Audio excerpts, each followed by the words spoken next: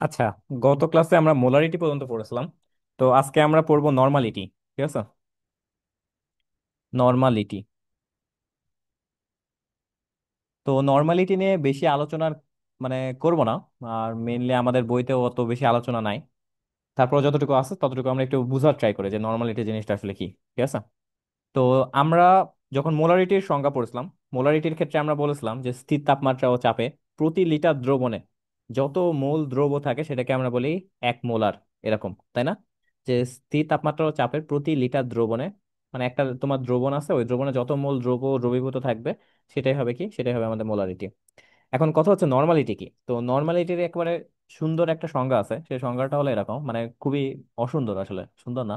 যে এরকম যে 1 লিটার দ্রবণে, 1 লিটার দ্রবণে দ্রবীভূত দ্রবীভূত দ্রবের গ্রাম তুল্য ভরকে আমরা বলি নর্মালিটি। গ্রাম তুল্য ভর। আচ্ছা। তো 1 লিটার দ্রবণে দ্রবীভূত দ্রবের গ্রাম তুল্য ভরকে আমরা নর্মালিটি বলি। একটা মিনিট, আমি একটু আসছি, 1 মিনিট দাঁড়াও।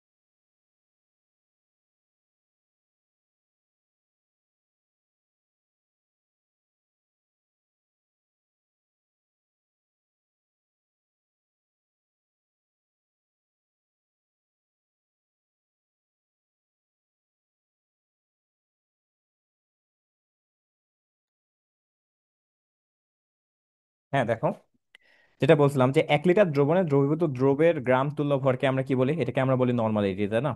তো নর্মালিটির একটা ব্যাপার আছে, নর্মালিটির আমরা সূত্রটা দেখি, তারপর আমরা আস্তে আস্তে এক্সপ্লেন করছি যে নর্মালিটির জিনিসটা কি আসলে। দেখো, আমরা জানি যে নর্মালিটি সমান হয়, তুমি যদি মোলারিটিকে আমরা কি দ্বারা প্রকাশ করি, এস দ্বারা প্রকাশ করেছিলাম না? তো এস কে আমরা যদি তার তুল্য সংখ্যা, এখানে একটা নতুন কনসেপ্ট আসছে যে তুল্য সংখ্যা, এই তুল্য সংখ্যা দিয়ে তুমি যদি গুণ করো তাহলে তুমি পাও কি, সেটাকে তুমি পাও নর্মালিটি। তো এখানে দেখো অনেক কিছু কথাবার্তা এখানে বলা আছে যেগুলো বোঝা কি মানে অনেক টাফ। যে 1 লিটার দ্রবণে দ্রবীভূত, দেখো, আমি যদি এখানে এতদূর পর্যন্ত বলতাম যে 1 লিটার দ্রবণে দ্রবীভূত দ্রবের দ্রবের তোমার যদি এমন মানে মনে করো যে 1 লিটার দ্রবণে দ্রবীভূত যত মোল দ্রব্য থাকে সেটাকে আমরা বলি কি, নর্মালিটি বলি, তাই না? বাট আমরা যেটা করেছি যে দ্রবের এই যে এতদূর পর্যন্ত নিয়ে এখানে একটা নতুন কথা বলেছে যে গ্রাম তুল্য ভর। এই গ্রাম তুল্য ভর জিনিসটা একটু বোঝা একটু টাফ আছে, ঠিক আছে? তারপর আমরা দেখি, আমি উদাহরণ দিই, দেখি তোমরা কতটুকু বোঝো আর কি। দেখো, যে মেইনলি তুল্য ভর আসলে বলা হয় যে তুমি যদি কখনো আণবিক ভর, আণবিক ভর আর তার তুল্য সংখ্যা দিয়ে ভাগ করো, তাহলে তুমি যেটা পাবা সেটাকে তো আমরা বলি যে তুল্য ভর। ঠিক আছে। তো আমরা এই কনসেপ্টে এখান থেকে শুরু করব। বাট আমরা এখানে একটা নতুন মানে একটার পর একটা কনসেপ্ট আসতে থাকছে। দেখো, যে আমাদের প্রথমে একটা কথা এসেছে তুল্য ভর, এই তুল্য ভর মিনিংটা কি, ঠিক আছে? এই যে তুল্য ভর এই জিনিসটা মিনিংটা কি এটা আমরা এখনো বুঝতে পারিনি। আরেকটা হলো মানে এই যে পুরাটাই জিনিস হবে যে পুরা গ্রাম তুল্য ভর, এই জিনিসটা আমরা এখনো এই ওয়ার্ডটার মিনিং বুঝতে পারিনি। আরেকটা মিনিং বুঝতে পারিনি, সেটা হলো তুল্য সংখ্যা কি। এই দুইটা ওয়ার্ড আমরা মিনিং বুঝতে পারিনি। তো আজকের আমাদের মেইনলি পড়া থাকবে এই দুইটাই, ঠিক আছে? এই দুইটা প্লাস হলো আরো অনেক কিছু পড়া থাকবে। তো দেখো, যে আমাদের এখানে একটা কথা এসেছে যে তুল্য সংখ্যা, তাই না? তুল্য সংখ্যা, আমরা যদি তুল্য সংখ্যা বুঝতে পারি তাহলে আমরা গ্রাম তুল্য ভর আস্তে আস্তে বুঝে যাবো। তো দেখো, যে তুল্য সংখ্যা, এখান থেকে আসলে মেইন কনসেপ্টটা শুরু হয়। তুমি কেমিস্ট্রির যতগুলা কনসেপ্ট দেখবা, যে তার মধ্যে সবচেয়ে ইম্পর্টেন্ট কনসেপ্ট হলো তুল্য সংখ্যার কনসেপ্ট। তো দেখো, যে আমরা অ্যাসিড তো চিনি, তাই না? যে অ্যাসিড, তো একটা জিনিস যে অ্যাসিড, তাই না? এই অ্যাসিড আমরা কিভাবে বুঝবো? তো অ্যাসিড বোঝার সবচেয়ে সহজ উপায় হলো যে যতগুলো মানে তোমার মেইনলি অ্যাসিড, মনে করো যে আমাদের HCl আছে, তাই না? তো HCl যতগুলা H+ দান করবে, বা HCl যদি H+ দান করতে পারে তখন তাকে আমরা বলবো অ্যাসিড, তাই না? তাহলে অ্যাসিড একটা জিনিস ফাইন্ড আউট করবো কিভাবে, যে ওইটা যদি H+ দান করে তাহলে ওটা অ্যাসিড হবে, যদি হলো বেস হয় তাহলে ওইটা হলো OH- দান করবে। ঠিক আছে। এখন এটা আধুনিক আরো অনেক কনসেপ্ট আছে, পরবর্তীতে পড়বা। ওইটাকে তোমার হলো ব্রনস্টেড লাউরি মতবাদ আছে, লুইস মতবাদ আছে, আরো অনেক কিছু আর্হেনিয়াস মতবাদ আছে। তো মেইনলি তুল্য সংখ্যার ব্যাপারটা হলো যে এক একটা অ্যাসিডের তুল্য সংখ্যা নির্ণয় করতে হলে তোমাকে যতগুলো এইচ প্লাস সে দান করবে সেটাই তার তুল্য সংখ্যা হবে।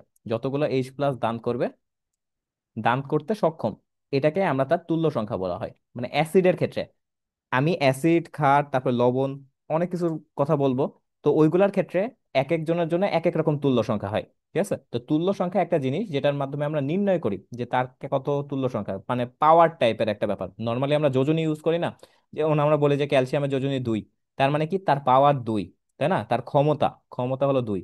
অন্য মৌলের সাথে যুক্ত হওয়ার যে ক্ষমতা ওটাকে যোজনী আমরা বলি। তো ওইরকম তোমার ওই ক্যালসিয়ামের পাওয়ার আমরা কি বলি? 2, তার মানে যোজনী 2। তো ওইরকমই তুল্য সংখ্যা হলো একটা জিনিস, যে একটা সংখ্যা, যে সংখ্যাটা হলো অ্যাসিডের জন্য এক এক রকম হবে, এক একটা অ্যাসিডের জন্য এক এক রকম হবে, এক একটা ক্ষারের জন্য এক এক রকম হবে, বা লবণের জন্য এক এক রকম হবে। তো দেখো যে আমরা অ্যাসিডের ক্ষেত্রে যেটা বলি যে যতগুলো এইচ প্লাস সে দান করতে সক্ষম সেটাই তার তুল্য সংখ্যা হিসেবে কাউন্ট হবে। যেমন উদাহরণ দিই, মনে করো যে আমাদের কাছে এইচসিএল আছে, সে কয়টা এইচ প্লাস দান করতে পারবে বলো তো? একটা দান করতে পারবে না? একটা। তাহলে এর তুল্য সংখ্যা, তুল্য সংখ্যাকে আমরা ই দ্বারা প্রকাশ করি, এর তুল্য সংখ্যা হবে 1। বুঝতে পারছো? আচ্ছা, এবার দেখো যে আমি যদি তোমাকে বলি যে HNO3, এই অ্যাসিডটার নাম কেউ বলতে পারবা? এই অ্যাসিডটার নাম কি? Nitric acid. নাইট্রিক অ্যাসিড, তাই না? আর এটা HNO2? Nitrous acid. আচ্ছা, নাইট্রাস অ্যাসিড। তার মানে এখান থেকে আমরা একটা জিনিস বুঝতে পারছি যে তার থেকে যদি এক ধাপ যদি কেউ বড় হয়, যদি ইক হয়, মানে যেটা হলো তোমার বেশি হবে, O2 এর জায়গায় বেশি হচ্ছে, সেটাকে আমরা কি বলি? সেটাকে আমরা ইক হিসেবে কাউন্ট করছি, নাইট্রিক। আবার দেখো 3 এর থেকে এটা কম, তার মানে এক ধাপ কম, তাহলে এটাকে আমরা কি বলি? আস বলি না, নাইট্রাস অ্যাসিড। যেটা কম থাকে সেটাকে আস বলি, আর যেটা বেশি থাকে সেটাকে ইক বলি। তাহলে এটার নাম কি? নাইট্রিক অ্যাসিড, এটা নাইট্রাস অ্যাসিড। আচ্ছা, লাস্টে হলো ইক আর আস যোগ হবে। এখন দেখো এটার ক্ষেত্রে তুল্য সংখ্যা কত হবে বলো তো? বলতে পারবা? কয়টা এইচ প্লাস দান করতে পারবে এক HNO3? হবে তুল্য সংখ্যা। এক এক। হবে। কারণ হলো তার একটা ছাড়তে পেরেছে। এটার ক্ষেত্রে কি হবে? একটা। এটার ক্ষেত্রে এইচ প্লাস একটা দান করতে পারবে না? তাহলে ওইটাকে আমরা বলবো যে এক, তার মানে এর তুল্য সংখ্যা হবে এক। আচ্ছা, আমাকে একটা কথা বলো যে এটা H2SO4, এটা কি আমাদের? Sulphuric acid. সালফিউরিক অ্যাসিড, তাই না? আর এটা? Sulphurous acid. সালফিউরাস তাহলে বুঝতে অ্যাসিড। পারছো, তার মানে একটা অক্সিজেন কম হয়েছে বলে ওইটার নাম আমরা আস বলি, সালফিউরাস। আর এটা হচ্ছে সালফিউরিক অ্যাসিড। বুঝতে পারছো কথাটা? আচ্ছা, এটার ক্ষেত্রে তুল্য সংখ্যা কত হবে বলো তো? 2। দেখো, H2SO4 তুমি যখন ভাঙবা, তাই না, H2SO4 ভাঙবা, তখন আসলে কি হবে? 2 স্টেপ পর এরকম হবে না? তার মানে কি দুইটা এইচ প্লাস সে দান করতে পারছে, তাহলে এটার তুল্য সংখ্যা হবে 2। আর H2SO3 এটার কি হবে? এটারও হবে 2। বুঝতে পেরেছে এটা? আর এটার নাম হবে সালফিউরিক অ্যাসিড, এটা হবে সালফিউরাস অ্যাসিড। আচ্ছা, তার মানে মোটামুটি আমরা এটা বুঝতে পেরেছি। এখন কথা হচ্ছে যে তোমাদের ভাইয়া, কিছু কিছু কিছু বললাম। ভাইয়া, হ্যাঁ, বলো। জি হচ্ছে এইট প্লাস মানে কয়টা আছে এটা কি হচ্ছে সমতা করার পরে তারপরে বের করব? না না, কোনো সমতা না, তুমি জাস্ট এখান থেকে দেখো যে এখানে তোমার কি হবে। নর্মালি একটা জিনিস যে অ্যাসিড, এটা আসলে আমরা বুঝতে পারি যে তা সে কত তাড়াতাড়ি এইচ প্লাস দান করতে পারবে, এটার ভিত্তিতে অ্যাসিড আসলে নির্ণয় করা হয়। ঠিক আছে, যেমন আমি তোমাকে বললাম, মনে করো যে অ্যাসিটিক অ্যাসিড, যেটাকে তোমরা ভিনেগার আকারে দেখো, ভিনেগার অনেকে খাবারে দেয় না, বা ভিনেগার তো তুমি খেতে পারো, ওইটা খেলে কি তেমন কিছু হয় তোমার? কিছু তো হয় না। কারণ কি জানো? কারণ এই যে CH3COH যেটা ভিনেগার, সেটার থেকে তোমার এইচ প্লাস আস্তে আস্তে বিয়োজিত হয়, খুবই আস্তে আস্তে। দেখা গেল যে 100টা তুমি CH3COH দিছো, ওইটার মধ্যে এইচ প্লাস দেখা গেল 20টা তোমার বের হয়েছে। তো এটা আসলে উইক অ্যাসিড হিসেবে আমরা তাকে কাউন্ট করি। আর সালফিউরিক অ্যাসিড যদি তোমার অনেক কনসেন্ট্রেটেড হয়, তো তোমার হাতে পড়লেই দেখবা যে একবার পুরো ঝলসে যাবে।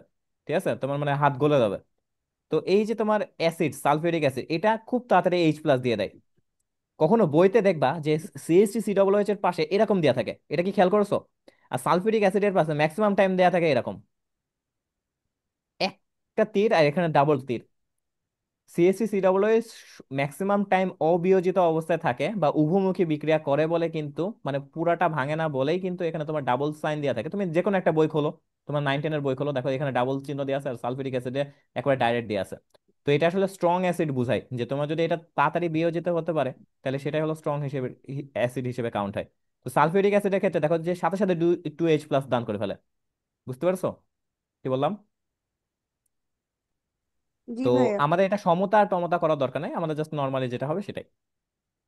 আচ্ছা, এবার কথা হলো যে আমি তোমাদেরকে কিছু অ্যাসিড বলি, মনে করো যে আমাদের আছে HClO4, ঠিক আছে, তারপরে HClO3, তোমাদের কিছু নাম শিখাই আগে, তারপর হলো বাকি পড়া হবে। দেখো এই যে, দেখো তো এই অ্যাসিড গুলোর নাম কেউ বলতে পারবা?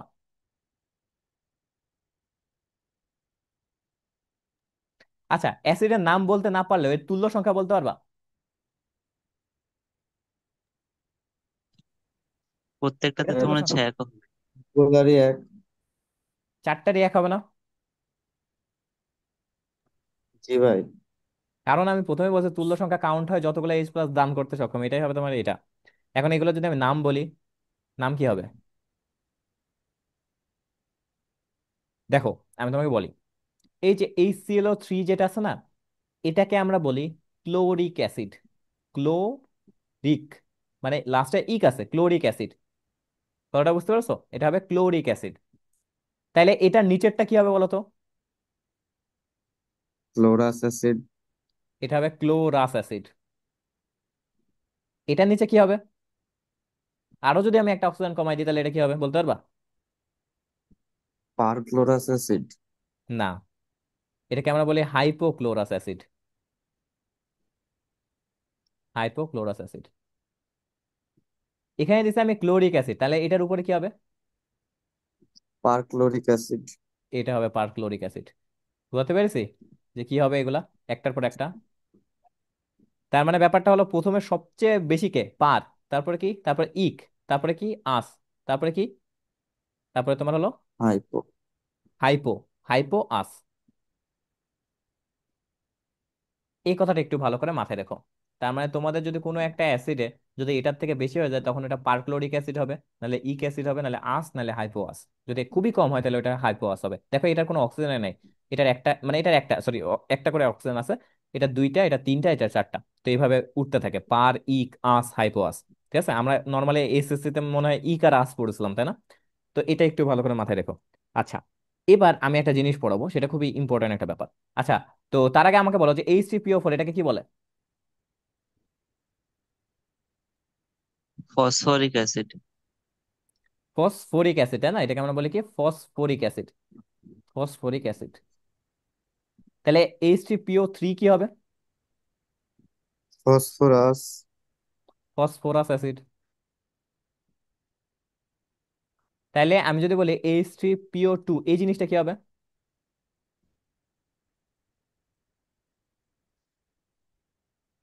দেখো একটা একটা করে অক্সিজেন কমছে। আসের পর কি হয়? হাইড্রোফসফরাস acid. Phosphorus. হাইড্রোফসফরাস hypophosphorous acid. Acid. হ্যাঁ, হাইপোফসফরাস অ্যাসিড।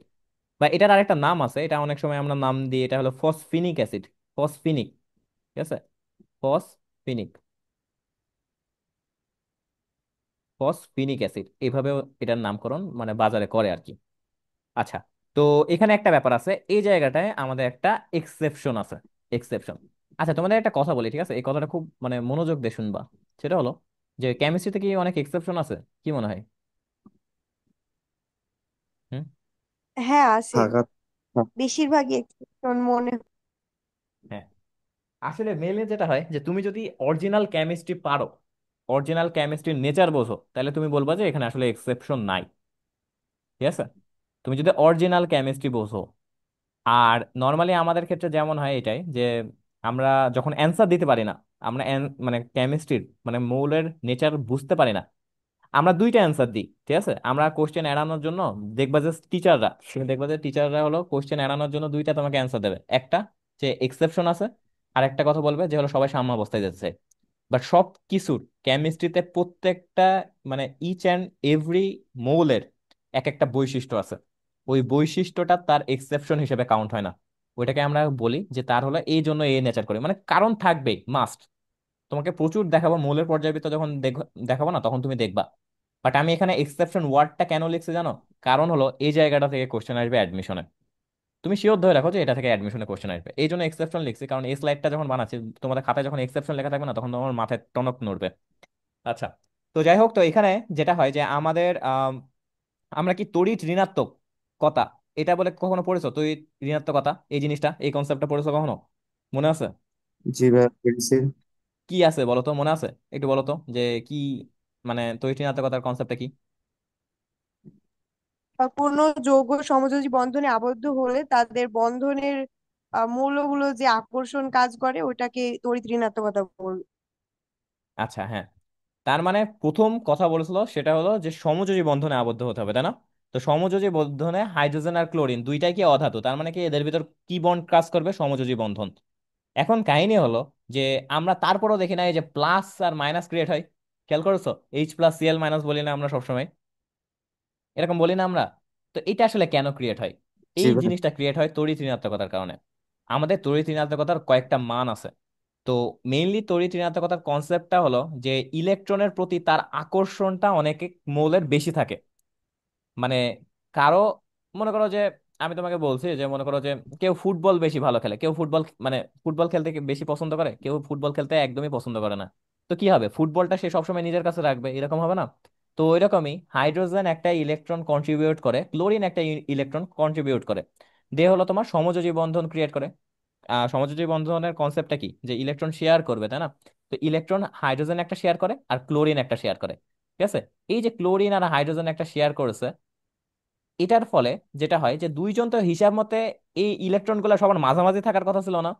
এরকমই তো হওয়ার কথা, যে আমি একটা শেয়ার করেছি, ও একটা শেয়ার করেছে, তার মানে সবসময় মাঝামাঝি থাকবে, এরকম একটা ব্যাপার। বাট যেটা হয় যে তড়িৎ ঋণাত্মকতার প্রত্যেকটা মৌলের এক একটা করে মান থাকে। ঠিক আছে? আমাদের ক্ষেত্রে যদি আমি বলি যে এই যে ক্লোরিন যেটা আছে না, তো এই ক্লোরিনের ক্ষেত্রে তুমি দেখবা যে আমাদের ক্লোরিনের এই মানটা থাকে 3। ক্লোরিনের যখন মান থাকে তড়িৎ ঋণাত্মকতার মান 3, আমি একটা যখন মৌলের পর্যায়বৃত্ত অধ্যায় পড়াবো না, তখন তোমাদেরকে একটা চার্ট পড়াবো। আচ্ছা, একটা মিনিট দেখো, একটা মিনিট দাঁড়াও। আমি তোমাদেরকে একটা চার্ট দেখাচ্ছি। মানে এই চার্টটা আমার এখন লাগবে, ঠিক আছে? তো এই জন্য আমাকে এটা পড়াতে হবে।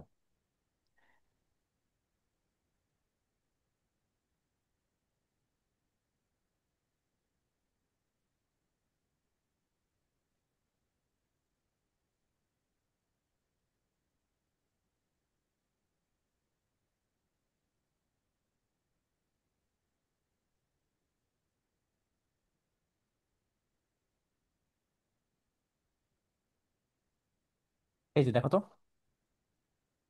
এটা দেখতে পাচ্ছ? এখানে আমি কিছু কিছু মৌল আছে যেগুলোর হলো নাম তোমাদেরকে দিয়ে দিছি, দেখো। যে আমাদের প্রথমে আছে কি হাইড্রোজেন। হাইড্রোজেনের কিছু কিছু মান জিনিস তড়িৎ ঋণাত্মকতার ক্ষেত্রে কিছু কিছু জিনিস মাথায় রাখবা। সেটা হলো 2.1, হাইড্রোজেনের কত হয়? 2.1 মান হয়, ঠিক আছে? তো আমাদের মেইনলি সবচেয়ে তড়িৎ ঋণাত্মক মৌল, আমরা কি মনে আছে যে হলো পর্যায় সারণীর বাম থেকে ডানে গেলে সবসময় তড়িৎ ঋণাত্মকতা বাড়ে?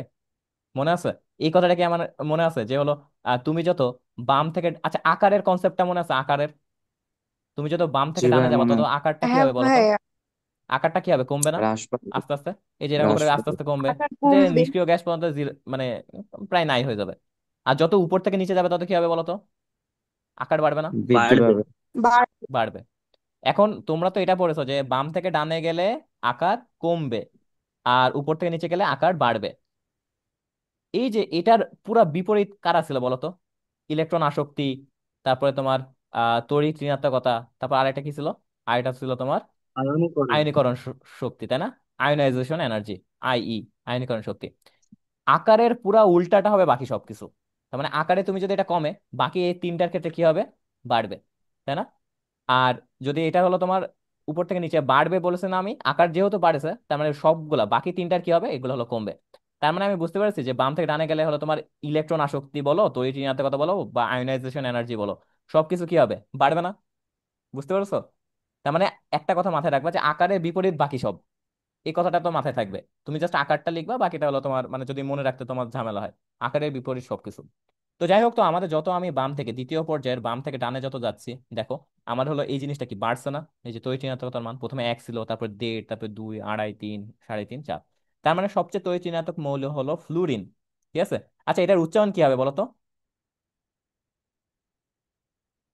এটা উচ্চারণ কি হবে এই মৌলটার? ফ্লোরিন। হুম, ফ্লোরিন। এটা। হ্যাঁ ভাইয়া। আচ্ছা, এটার আসলে ফ্লোরিন। মেইনলি উচ্চারণ হবে ফ্লুরিন। ফ্লু। রাইট, বুঝতে পারছো? ফ্লোরিন।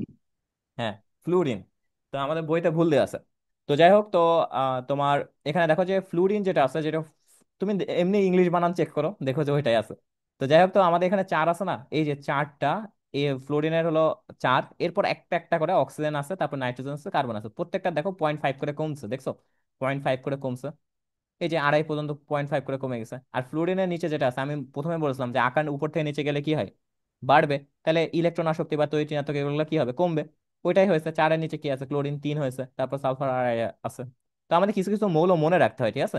যেমন আমাদের যদি বলি যে এই যে ক্লোরিনের মনে রাখতে হয়, তবে ফ্লুরিনের চার, তুমি এই পর্যায়ের মৌল মুখস্থ রাখতে পারবা। দেখো, ফ্লুরিন একটা জাস্ট মনে রাখো চার, আর বাকিগুলো 0.5 করে কমাবা। অক্সিজেন 0.5 করে কমাও, তারপরে নাইট্রোজেন কমাও, তারপরে কার্বন কমাও, এভাবে তুমি কমাতে চাও, বোরন কমাও। ঠিক আছে? তাহলে কি হলো, চার, সাড়ে তিন, তিন, তাই না? আর একটা জিনিস মাথায় রাখবা, সেটা হলো হাইড্রোজেন। হাইড্রোজেন কত, 2.1 হয়। ঠিক আছে? তাহলে আমরা এটা আশা করি বুঝতে পেরেছি। এখন কথা হচ্ছে যে তুমি একটু যদি দেখো, দেখো যে আমাদের, এটাই তো পড়াচ্ছিলাম, তাই না? আচ্ছা, দেখো, হ্যাঁ, জি, হ্যান্ড রেজ করেছো, বলো। ভাইয়া, নিষ্ক্রিয় মৌলের কি এই না মানটা হয়? কি মনে হয় নিষ্ক্রিয় মৌলের হবে? আচ্ছা দাঁড়াও, নিষ্ক্রিয় মৌলের হবে কি হবে না আমি একটু তোমাকে দেখাই, ঠিক আছে? তার আগে আমাকে এটার একটা অ্যান্সার দাও, যে এই যে একটা কথা তোমার এই যে, ভাই, হ্যাঁ দেখো যে এখানে তোমার সমযোজী বন্ধনে আবদ্ধ হয়েছে না? তো সমযোজী বন্ধনে আবদ্ধ হওয়ার পর ক্লোরিনের আমরা 3 দেখলাম, হাইড্রোজেনের কত পেলাম আমরা? Two two point point point one one. One 2.1। তাহলে এখানে বলো তো, এই যে এই মানগুলা ইন্ডিকেট করে যে কার কত ইলেকট্রনের প্রতি আকর্ষণ বেশি। তাহলে এখানে বলো তো, জি, ক্লোরিনের ইলেকট্রনের প্রতি আকর্ষণ বেশি হবে, মানে এই দুইটা ইলেকট্রনের প্রতি আকর্ষণ বেশি হবে নাকি হাইড্রোজেনের? অবশ্যই ক্লোরিনের। তাহলে তোমার কি হয়, তখন বন্ডের ইলেকট্রন ক্লোরিন হলো টানবে, টেনে কোথায় নিয়ে আসবে? নিচের নিজের দিকে। টেনে আসবে তোমার হলো নিজের দিকে। মানে একেবারে সুন্দর মতো একটা টান দেবে, টান দিয়ে চলে আসবে নিজের দিকে, এই যে এইখানে চলে আসবে। তার মানে কি হলো, তার মানে হাইড্রোজেনের ইলেকট্রন পর্যন্ত সে টেনে নিয়ে চলে আসলো। তাহলে এবার একটা কথা বলো তো আমাকে, যে একটা জিনিস যখন তোমার কাছে মনে করো হাইড্রোজেন আছে, এই কোনো কিছু, এটার ক্ষেত্রে আমরা বলতে পারি যে ইলেকট্রন কয়টা আছে, একটা, প্রোটন কয়টা আছে, একটা। তো যখনই তুমি এটার কাছ থেকে একটা ইলেকট্রন সরাই দিবা, জিরো করে দিবা, তখন এটার মাথায় কি হয়ে যাবে, প্লাস হয়ে যাবে না? এটা তো বলছো, প্লাস হয়ে যাবে না? জি ভাই। এই জি প্লাস ভাই। ইন্ডিকেট করে যে তার কাছে ইলেকট্রন একটা ঘাটতি আছে। তার মানে আমরা বলতে পারি যেটা, যে তার কাছ থেকে ইলেকট্রন যদি আস্তে আস্তে সরে যাচ্ছে, তার মানে তার তার কাছ থেকে আস্তে আস্তে এটা ভিজিবল হচ্ছে না, যে এই প্লাসটা মাথায় উপরে উঠছে না, এরকম হয়ে যাচ্ছে না ব্যাপারটা? যদি সম্পূর্ণ নিয়ে নেয়, তাহলে একেবারে পুরো প্লাস হবে। বাট এটা যেহেতু সম্পূর্ণ নিচ্ছে না, 75% পরিমাণ নিয়ে নিচ্ছে, আর 25% এরও হাইড্রোজেনেরও আছে, এই জন্য এর মাথায় আমরা একটা নতুন জিনিস বলি, সেটা বলি হলো ডেল্টা প্লাস, আংশিক প্লাস। বুঝতে পারছো কথাটা? আর একটা জিনিস, যখন ক্লোরিন একটা ইলেকট্রন নিয়ে নেয়, ক্লোরিন একটা ইলেকট্রন যখন গ্রহণ করে, তখন সিএল মাইনাসে পরিণত হয়ে যায় না একবারে ডাইরেক্ট? তো এই জিনিসটা অলমোস্ট 75% ক্লোরিনের আওতায় চলে এসেছে, মানে হাইড্রোজেনের ইলেকট্রনটা সহ। তাহলে এখানে আমি বলতে পারবো যে এখানে ডেল্টা মাইনাস ক্রিয়েট হয়েছে, আংশিক মাইনাস। সম্পূর্ণটা হয়নি। যদি সম্পূর্ণটা নিয়ে এই বন্ডটা যদি ভেঙে দিত, ডাইরেক্ট বন্ডটা ভেঙে দিত, যে ক্লোরিন সম্পূর্ণ ইলেকট্রনে পালায় গেছে, তখন এটা ডাইরেক্ট ক্লোরিন মাইনাস হয়ে যাবে। বাট এটা যেহেতু একটা বন্ড ক্রিয়েট করছে, সমযোজী বন্ধন, ফলে যেটা হচ্ছে যে ওর কাছে ইলেকট্রনটা মাঝখানে থাকার বদলে একেবারে ডান দিকে সরে এসেছে, এই জন্য ডেল্টা প্লাস ডেল্টা মাইনাস তৈরি হয়েছে। আর এই পুরা জিনিসের কনসেপ্টটাকে আমরা বলি তড়িৎ ঋণাত্মকতা। এবার বলো তো ওই সংজ্ঞাটা কি বললা? এবার কি সংজ্ঞাটা ঠিক আছে, যে সমযোজী বন্ধনে আবদ্ধ দুইটা মৌল যদি তার ইলেকট্রন নিজের দিকে আকর্ষণ করে, ফলে যেটা হয় সেটাকে আমরা তড়িৎ-ঋণাত্মকতা বলি। বুঝতে পেরেছো কথাটা, তড়িৎ-ঋণাত্মকতার কনসেপ্টটা? হ্যাঁ। তাহলে যেটা হচ্ছে যে ইলেকট্রন একদিকে হেলে যাচ্ছে সম্পূর্ণ। এবার একটা কথা বলো, এই যে তুমি যেটা বললা যে নিষ্ক্রিয় গ্যাসের কি কিছু থাকে কিনা, আমাদের একটা নর্মাল নিষ্ক্রিয় গ্যাস কে থাকতে পারে, হিলিয়াম, নিয়ন, তাই না? তারা কি কোনো সমযোজী বন্ধন আবদ্ধ হয়? তারা কোনো ইলেকট্রন দেয়া নেয় করে? করে না। যেহেতু তারা করে না, তাদের আসলে ইলেকট্রনের প্রতি কোনো রকম আকর্ষণই নাই। তো একটা জিনিসের, এই যে দেখো তড়িৎ-ঋণাত্মকতার কনসেপ্টে আছে যে সমযোজী বন্ধনে আবদ্ধ হতে হবে, দেন আকর্ষণ করতে হবে। তো এখানে তাদের কোনো ইলেকট্রনের প্রতি আকর্ষণ নাই, কারণ তারা অষ্টক নিয়ম অলরেডি পূরণ করে বসে আছে, 2 8, 2 8, তাই না? তাহলে এদের ক্ষেত্রে কোনো রকম ইলেকট্রনের প্রতি আকর্ষণ কাজ করবে? কাজ করবে না। তাহলে এরা কি হবে, এদের কাছে তড়িৎ ঋণাত্মকতার মান হবে 0। বুঝতে পেরেছি? এই বুঝছো? জি ভাই। আচ্ছা। জি ভাই বুঝছি। আচ্ছা, এবার আমরা দেখো যে আমাদের যে মেন পড়ায় চলে আসি, ফসফরিক অ্যাসিড, ফসফরাস অ্যাসিড আর হাইপোফসফরাস অ্যাসিড, ঠিক আছে? তো এইগুলার যখন তুমি ব্যাখ্যা দিবা, ঠিক আছে, এই যে তুল্য সংখ্যা যখন তুমি বলবা, তখন এখানে একটা জিনিস আছে যে আমি তোমাকে প্রথমে বলেছিলাম যে হলো তোমার যে তুল্য সংখ্যার কনসেপ্টটা হলো যতগুলা হাইড্রোজেন প্লাস দান করতে সক্ষম, মানে সক্ষম, এই কথাটা ইউজ করেছি, কিন্তু আমি একটা নতুন একটা ওয়ার্ড ইউজ করেছি, সক্ষম। তার মানে ওর কাছে যদি থাকে, তারপরে যদি ও হলো এইচ প্লাসটা দান না করতে পারে, তাহলে কিন্তু তার ক্ষেত্রে ওটা হলো তুল্য সংখ্যা হিসেবে কাউন্ট হবে না। তাহলে আমরা H3PO4 এর যদি স্ট্রাকচার রাখাই, ঠিক আছে, আমরা H3PO4 এর যদি স্ট্রাকচার রাখাই, স্ট্রাকচারটা তোমার কাছে এমন লাগবে, দেখো যে এখানে কে কেন্দ্রীয় মৌলকে ফসফরাস, ফসফরাসের তার যোজনী সবচেয়ে বেশি থাকে না? তাহলে এই যে ফসফরাস আমি মাঝখানে আঁকালাম, দেন তারপর তুমি দেখো যে আমাদের আর কি কি আছে, অক্সিজেন আছে 4টা, তো এখানে একটা অক্সিজেন দিলাম, আর এখানে একটা অক্সিজেন দিলাম, এখানে একটা অক্সিজেন দিলাম, আর একটা অক্সিজেন দিলাম, মনে করো যে এই জায়গাটায়, ঠিক আছে, এই জায়গাটায় টোটাল 4টা অক্সিজেন দেওয়া শেষ। এবার 3টা হাইড্রোজেন আছে, অক্সিজেনের তো সবসময় 2টা হাত থাকে, তাই না? তাহলে এখানে একটা হাইড্রোজেন, এখানে একটা হাইড্রোজেন, আর এইখানে একটা হাইড্রোজেন দিলাম। এখন একটা জিনিস খেয়াল করো তো, যে আমরা তো ফসফরিক অ্যাসিডের স্ট্রাকচার আঁকাই ফেলেছি, এবার আমরা একটু ফসফরাস অ্যাসিডের স্ট্রাকচার আঁকাই। তাহলে মাঝখানে কি থাকবে? পি, বাট এখানে অক্সিজেন কয়টা আছে? 3টা আছে না? তাহলে এবার আমরা এটা কাজ করি যে এই জায়গাটায় 3টা অক্সিজেন দিই, এখানে একটা, এখানে একটা অক্সিজেন, আর এখানে একটা অক্সিজেন। আচ্ছা, আর তোমার এই যে ফসফরাসের তো 5টা হাত, তাই না? তো 5টা হাত দিয়ে দিছে। আচ্ছা, এবার দেখো যে আরেকটা কি আছে, হাইপো ফসফরাস অ্যাসিড। তো এখানে মাঝখানে আছে পি, মানে আহ, মাঝখানে আছে পি, তারপরে অক্সিজেন কয়টা আছে? মাত্র 2টা আছে। তার মানে এখানে একটা অক্সিজেন দাও, এখানে একটা অক্সিজেন দাও, ঠিক আছে, এখনো তো 2টা হাত ফাঁকা আছে। এবার দেখো যে আমরা এই জায়গাটায় H3PO3 এর বেলায় এখানে 3টা হাইড্রোজেন ছিল, তাহলে আমরা এখানে একটা হাইড্রোজেন দিলাম, এখানে একটা হাইড্রোজেন, এখানে একটা হাইড্রোজেন, এখানে একটা, এই যে হাইপোফসফরাসের বেলায় 3টা হাইড্রোজেন আছে, তাহলে এখানে একটা হাইড্রোজেন, এখানে একটা হাইড্রোজেন। স্ট্রাকচার আঁকানোটা কি বুঝছো? কিভাবে স্ট্রাকচার গুলো আঁকালাম, এগুলো একটু প্র্যাকটিস করতে হবে বারবার। এটা কি বুঝতে পারছো যে জি কিভাবে ভাই। আঁকালাম?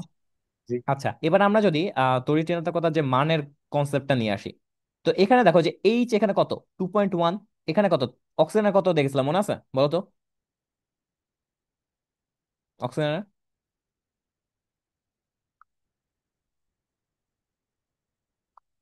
সবার আগে কি বলেছিলাম? ফ্লুরিন, ফ্লুরিনের কত ছিল? 4। এরপরে 0.5 করে পয়েন্ট কমাও, five three five point three five না? Point three. হ্যাঁ, থ্রি পয়েন্ট থ্রি ফাইভ তাহলে পয়েন্ট আমরা এখান থেকে বলতে পারি যে এটা আমাদের 3.5। এটা আমাদের 3.5। এখানে দেখো যে এই জায়গাটায় আমরা এই অক্সিজেনের বেলায় দেখি, এটা 3.5, এটা কত? 2.1। এটা 3.5, এখানে হলো 2.1। আচ্ছা বলো তো, এবার বলো তো এই জায়গাটায় কি হবে বলো তো? এই জায়গাটায় হাইড্রোজেনের ইলেকট্রন নিজে টেনে নিয়ে চলে আসবে না পুরা অক্সিজেন? 3.5 তার মান প্রচুর একটা বিশাল একটা মান না? 3.5 আর এটা 2.1, পুরা হাইড্রোজেনের ইলেকট্রন যদি এখানে টেনে নিয়ে আসে, এখানে অলরেডি ডেল্টা প্লাস ক্রিয়েট হয়ে যাবে, এরকম ক্রিয়েট হবে। এখানেও সেম কাহিনী হবে, পুরা ইলেকট্রনটা মাঝখানে ইলেকট্রন টেনে নিয়ে এখানে এখানে নিয়ে চলে আসবে, এরকম হবে না কাহিনীটা? এটার ক্ষেত্রেও সেম হবে। তো এখন দেখো যে এখান থেকে তুমি যদি হালকা, তোমাকে যদি হিট দেওয়া হয় বা কোনোভাবে কিছু করা হয়, তাহলে তোমার কি মনে হচ্ছে না এখান থেকে সাথে সাথে হাইড্রোজেন প্লাস বের হয়ে যাবে? দেখো তো, হাইড্রোজেন প্লাস আকারে বের হয়ে যাবে। খেয়াল করেছো এই ব্যাপারটা? মনে করো এর কাছে ইলেকট্রনের কিচ্ছু নাই, একটু ওকে যদি হালকা পরিমাণ তাপ দেওয়া হয়, তাইলে এটা এইচ প্লাস আকারে বের হয়ে যাবে। মানে বের হওয়াটা খুব ইজি না তার কাছে, কারণ তার কাছে কিছুই নাই, নিঃস্ব হয়ে আছে। তাহলে এখান থেকে কয়টা এইচ প্লাস বের হলো বলো তো? 3টা বের হলো না? তিনটা। একটা, দুইটা, 3টা, তাহলে এই যে ফসফরিক অ্যাসিডের তুল্য সংখ্যা হবে 3। তাইলে এই 3টা এইচ প্লাস দান করতে সক্ষম। বুঝতে পেরেছো? আচ্ছা, এবার দেখো যে আমরা এই অক্সিজেনের ক্ষেত্রে মানে এই কি বলে এটাকে, ফসফরাস অ্যাসিডের ক্ষেত্রে দেখি, এখানে এটা 2.1, সরি এটা 3.5, ঠিক আছে, এটা 2.1, ঠিক আছে। আচ্ছা, এবার দেখো যে আমাদের এটাও 3.5, এটাও 2.1, এটা 2.1। ফসফরাসের কত বলতে পারবা? টু ফসফরাসেরও তুমি যদি পয়েন্ট একটু ওয়ান খেয়াল করো, 2.1। ফসফরাসের 2.1 যখন হয়, তাহলে এই জায়গাটাই বলো তো, যে এখান থেকে তো অক্সিজেন ইলেকট্রন নিয়ে টেনে নিয়ে চলে আসবে, তাই না? এখান থেকে তো আমরা বুঝতে পারছি যে অক্সিজেন ইলেকট্রন এটাকে টেনে নিয়ে চলে আসবে, ডেল্টা প্লাস অলরেডি করে ফেলেছে, আর একটু পানি বা হলে একটু যদি আহ হিট দাও, তাহলে এটা এইচ প্লাস আকারে বের হয়ে যাবে। বাট এখান থেকে কি টানাটানি করে কোনো লাভ করতে পারবে? দেখো তো, না, কারণ এটাও টু দুইজনেরই পয়েন্ট সেম। ওয়ান এটাও 2.1, যেহেতু সেম, এখানে একেবারে জায়গায় একেবারে সব ইলেকট্রন থাকবে। তো এখানে যেহেতু জায়গায় ইলেকট্রন থাকছে, তার মানে এখান থেকে কয়টা এইচ প্লাস বের করতে পারবা? 2টা না? তাহলে এইটার তুল্য সংখ্যা হবে 2। বুঝতে পেরেছে এটা? দেখো তো। এই দুইটা সক্ষম, এটা এই কি কিছু এ তো গাঠনিক সক্ষম না। সংকেত ছাড়া কি সম্ভব ভাই বের করা? হ্যাঁ, বুঝি নাই। গাঠনিক সংকেত ছাড়া কি বের করা সম্ভব? না, এটা আসলে তোমার গাঠনিক মানে এইগুলো আমরা যা করেছি না, এইচ প্লাস সিএল মাইনাস এই যে হ্যাঁ।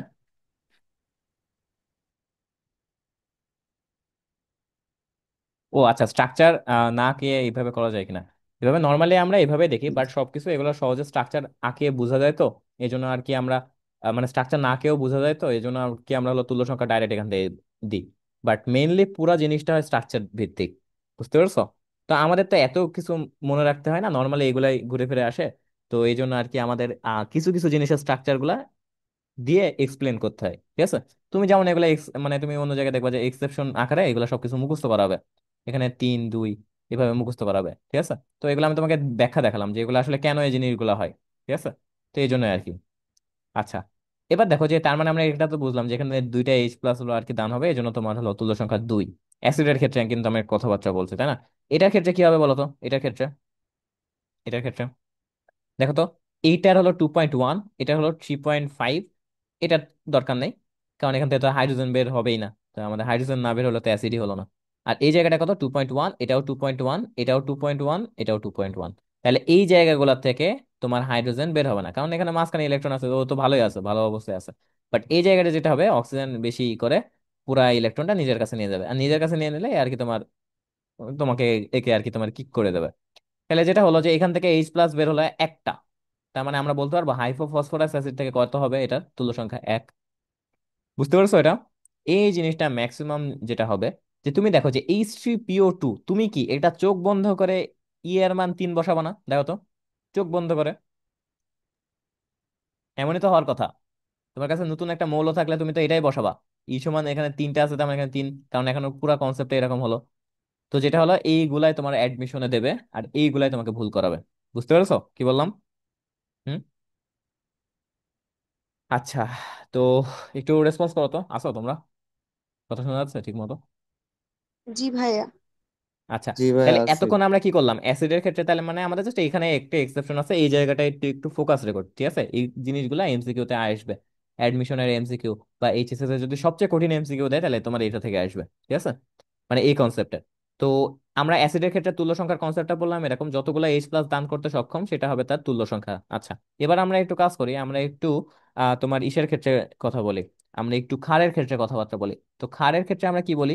ক্ষারের ক্ষেত্রে ওইখানে যেমন আমরা এইচ প্লাস দান করাটাকে আমরা মানে মেন হিসেবে কনসেপ্ট হিসেবে ধরেছিলাম, বাট ক্ষারের ক্ষেত্রে যেটা হবে যে ওইচ মাইনাস যে দান করতে পারে সেটাকে আমরা নর্মালি ক্ষার বলি, তাই না? তো ওইচ মাইনাস দান করতে সক্ষম যারা থাকবে, তার মানে যতগুলা সক্ষম হবে সেটা হবে তার তুল্য সংখ্যা, ঠিক আছে?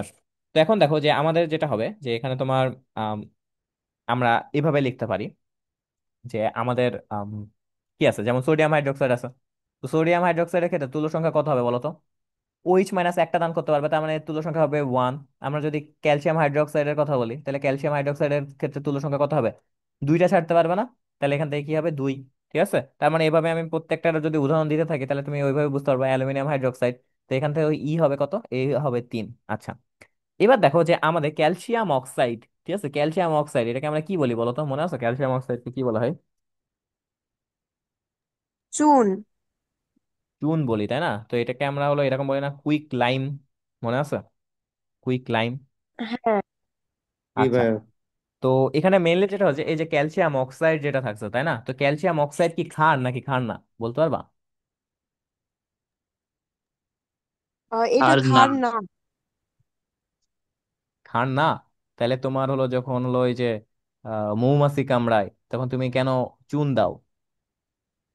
মৌমাছি তো থাকে অ্যাসিড, অ্যাসিডকে না প্রশমিত ভাইয়া, করার জন্য এটা তো তুমি ক্ষার ক্ষারও দাও। কিন্তু ক্ষার না। এটা ক্ষারও কিন্তু ক্ষার না, এরকম না। হ্যাঁ হ্যাঁ, এরকম একটা কনসেপ্ট আছে। তো মেইনলি যেটা হয়েছে যে আমাদের খান নিয়ে আমরা অনেক বিস্তারিত পড়বো হলো তোমার ইসে পরিবেশ রসায়ন যে চ্যাপ্টার আছে, ওইখানে আমি তোমাকে বিস্তারিত পড়াবো। এখানে কয়েকটা মতবাদ আছে, ঠিক আছে? আর্হেনিয়াস, ব্রনস্টেড, লুইস মতবাদ। তো নর্মালি যেটা হয় যে এখানে এই জিনিসটা হলো তোমার মেইনলি তোমার ক্ষার, ঠিক আছে? তো এটা কি করে, এটা হলো তোমার ইলেকট্রন তোমার আমরা নর্মালি যেটা বলি যে ওইচ মাইনাস যেটা দান করতে সক্ষম, এরকম বলেছিলাম না? তো এখানে এই যে অক্সিজেনের কারণে, অক্সিজেন না মানে মেইনলি তোমার এখানে তোমার লুইস মতবাদ যেটা আছে সেটা সবসময় বলে যে এরকম যে আমরা কিছুটা মানে একেবারে লাস্টের কনসেপ্ট তো হঠাৎ করে মাঝখানে পড়াচ্ছে এই জন্য একটু ঝামেলা হবে। তো মেইনলি যেটা হয় যে হাইড্রোজেন প্লাস যদি দান করে সেটা হয় কি, সেটা হয় ক্ষার। তো হিসাব মতে হাইড্রোজেন প্লাস যে হলো তোমার গ্রহণ করবে, সরি এইচ প্লাস যে দান করবে সেটা হয় কি, সেটা হবে আমরা বলি অ্যাসিড। তো এইচ প্লাস কেউ যদি গ্রহণ করে সেটাকে আমরা কি বলি, ক্ষার বলি। এরকম একটা কনসেপ্ট আছে, ঠিক আছে? এটা হলো ব্রনস্টেড লাউরি মতবাদ। আর এইচ প্লাস যদি কেউ দান করে তাহলে আমরা বলতে পারি যে যেহেতু সেটা অ্যাসিড, তো ইলেকট্রনের একটা ব্যাপার আছে, ইলেকট্রন যে দান করতে পারে সে আবার হয়ে তোমার হলো ক্ষার। ঠিক আছে? তো অনেক কাহিনী আছে, তো ওইগুলা দিয়ে আমি বিস্তারিত যাচ্ছি না এখন আপাতত। তো ওইগুলা নিয়ে যখন আমরা পড়াবো তখন একেবারে সিকোয়েন্স মেনটেন করে পড়াবো, তখন একসাথে হবে। তো এটা একটা কথা মাথায় রাখো যে ক্যালসিয়াম অক্সাইড যেটা আছে এটা আর কি তোমার একটা ক্ষার। তো এই যে ক্ষার যেটা আছে এটার ক্ষেত্রে তুল্য সংখ্যা যদি আমরা কাউন্ট করতে চাই তখন আমরা যেটা বলবো যে তোমার ঋণাত্মক আয়ন ঋণাত্মক আয়ন যতটুকু থাকবে সেটাই হবে তার ক্ষার, সরি সেটা হবে তার তুল্য সংখ্যা। ঠিক আছে? তো আমরা মেইনলি এভাবে বলি যে যতগুলা ঋণাত্মক আয়নের যতগুলো মোট চার্জ থাকবে, মোট চার্জ, একটা কথা ইউজ করেছি মোট, মোট চার্জ, সেটাকে আমরা তার তুল্য সংখ্যা হিসেবে কাউন্ট করব। কার ক্ষেত্রে? ক্ষারের ক্ষেত্রে। ঠিক আছে? তো ক্যালসিয়াম অক্সাইডের ক্ষেত্রে আমি তোমাকে যদি উদাহরণ দিই, এখানে তুমি দেখো যে এখানে তোমার কি আছে, দেখো তো, যে তোমার Ca2+ আছে না, 2+ আর O2- জি আছে না? ভাই। তাহলে এখানে 2+ আছে না, প্লাস দিয়েও আমরা কাউন্ট করতে পারি, কোনো সমস্যা নাই। তুমি প্লাস দিয়েও কাউন্ট করতে পারো। তো এখানে তুমি যদি দেখো যে এই জায়গাটায় আমাদের যেহেতু এটা 2+ আছে, তাহলে এই জায়গাটায় যেটা হবে যে এটা তুল্য সংখ্যা হবে কত, এটার তুল্য সংখ্যা হবে 2। ঠিক আছে? আচ্ছা, এবার আমি যদি আরেকটা বলি, মনে করো যে আমাদের কাছে ক্যালসিয়াম কার্বনেট আছে। ঠিক আছে? তো ক্যালসিয়াম কার্বনেটের ক্ষেত্রে তুল্য সংখ্যা কত হবে বলো তো?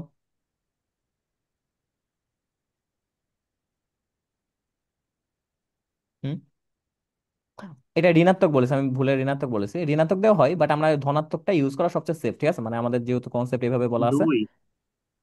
আমরা ধনাত্মকটা দেখো, একটু কারেকশন করে নাও যে ধনাত্মক আয়নটা আমরা বেশি দেখবো। ঠিক আছে? কি হয়েছে, ধনাত্মক আয়নটা বেশি দেখবো। তো এখানে দেখো যে ক্যালসিয়াম কার্বনেটের বেলায় আমরা কি লিখতে পারি, যে 2+ না? তাহলে এখান থেকে কি হবে, তুল্য সংখ্যা কত হবে, 2 হবে না? বুঝতে পেরেছো? আচ্ছা, আমি তোমাদের লাস্ট একটা বলি, মনে করো যে Na2CO3। ঠিক আছে? এটার ক্ষেত্রে তুল্য সংখ্যা কত হবে বলতে পারবা কেউ?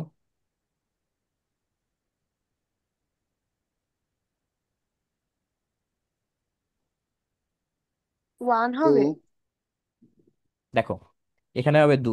কেন 2 হবে? কারণ এনে আমরা কত জানি, +1 জানি না? +1 জি জানি। ভাই। বাট সোডিয়াম কয়টা আছে, 2টা আছে না? তাহলে +1 গুণ 2 হয়ে যাবে না? মোট চার্জ বলেছি। জি ভাই। বুঝতে পারছো? তার মানে এটা হবে কি, 2।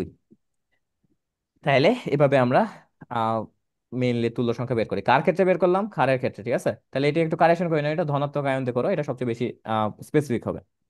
আচ্ছা, এরপর আমরা একটু যদি ধাতুর কথা বলি। ঠিক আছে? তো ধাতুর ক্ষেত্রে তুল্য সংখ্যার কনসেপ্ট আবার আলাদা। তো ধাতুর ক্ষেত্রে আমরা যেটা বলি যে তোমার হলো সক্রিয় যোজনী সংখ্যা দিয়ে আমরা তুল্য সংখ্যা কাউন্ট করি। সক্রিয় সক্রিয় যোজনী সংখ্যা দিয়ে আমরা তুল্য সংখ্যা কাউন্ট করি। ঠিক আছে? যেমন আমি যদি তোমাকে বলি, এখানেও একটা কথা আছে যে এখানেও তুমি মোট কথাটা কাউন্টে আনবা। ঠিক আছে? মোট কথাটা এখানে কিন্তু কাউন্টে আসবে, সব সময় মোট কথাটা কাউন্টে আসে। যেমন হঠাৎ করে আমি তোমাকে বললাম যে ক্যালসিয়ামের তুল্য সংখ্যা বলো তো কত, তো ক্যালসিয়াম নিয়ে যোজনী কত বলো তো ক্যালসিয়ামের? 2 না? দুই। 2, ওই তাহলে এর তুল্য সংখ্যা হবে 2।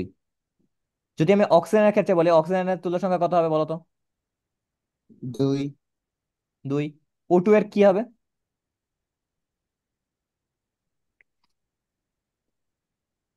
4।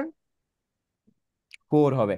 কারণ তার সক্রিয় যোজনী কত, 2 আছে, গুণ কয়টা আছে, 2টা আছে, তার মানে মোট চার্জ কত, 4 হয়ে গেল না? তাহলে এটার হবে তুল্য সংখ্যা 4। এই 2 বললা না 4 বললা? 4 চার। বললাম ভাইয়া, 4। হ্যাঁ 4, হ্যাঁ 4। হ্যাঁ তাহলে ঠিক আছে, বুঝছো? তাহলে এটা আমাদের 4 হবে। আচ্ছা, তাহলে ধাতুর ক্ষেত্রে তাহলে বুঝতে পারছো কিভাবে হবে, অ্যালুমিনিয়ামের কত হবে, 3। ঠিক আছে? তাহলে আমরা জি মোটামুটি ভাই। বুঝতে পেরেছি। আচ্ছা, এবার আমাদের কথা হলো যে আমাদের আরেকটা লাস্ট একটা জিনিস পড়বো, সেটা হলো তোমার লবণ। ঠিক আছে? লবণটা পড়লে আমাদের হয়ে গেল। তো লবণের ক্ষেত্রে আমি যদি তোমাকে বলি যে লবণের আম, তোমার লবণের ক্ষেত্রে আমরা তুল্য সংখ্যা কিভাবে কাউন্ট করব। তো লবণের ক্ষেত্রে ম্যাক্সিমাম আমরা অলরেডি পড়ে এসেছি। ঠিক আছে? এটা কিছুটা মানে ক্যালসিয়াম কার্বনেটের যে কনসেপ্টটা না, ওইটারই সেম কনসেপ্ট। এটা হলো ক্যাটায়নের মোট চার্জ আমাদের কাউন্ট করতে হবে। ক্যাটায়নের মোট চার্জ, ক্যাটায়নের মোট চার্জ আমাদেরকে কাউন্ট করতে হবে। ক্যাটায়নের মোট চার্জ বলতে কি বোঝায়, মানে ওই যে তোমার প্লাস ধনাত্মক আয়নটা তোমাকে মানে কাউন্ট করতে হবে। যেমন আমি তোমাকে যদি বলি NaCl এর তুল্য সংখ্যা কত হবে বলো তো?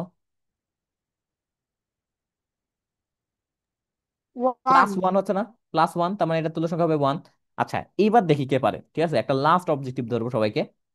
অ্যালুমিনিয়াম সালফেট, এটার তুল্য সংখ্যা কত হবে বলো তো? 6। এটার হবে 6। সবাই বুঝতে পারছো কিভাবে হবে?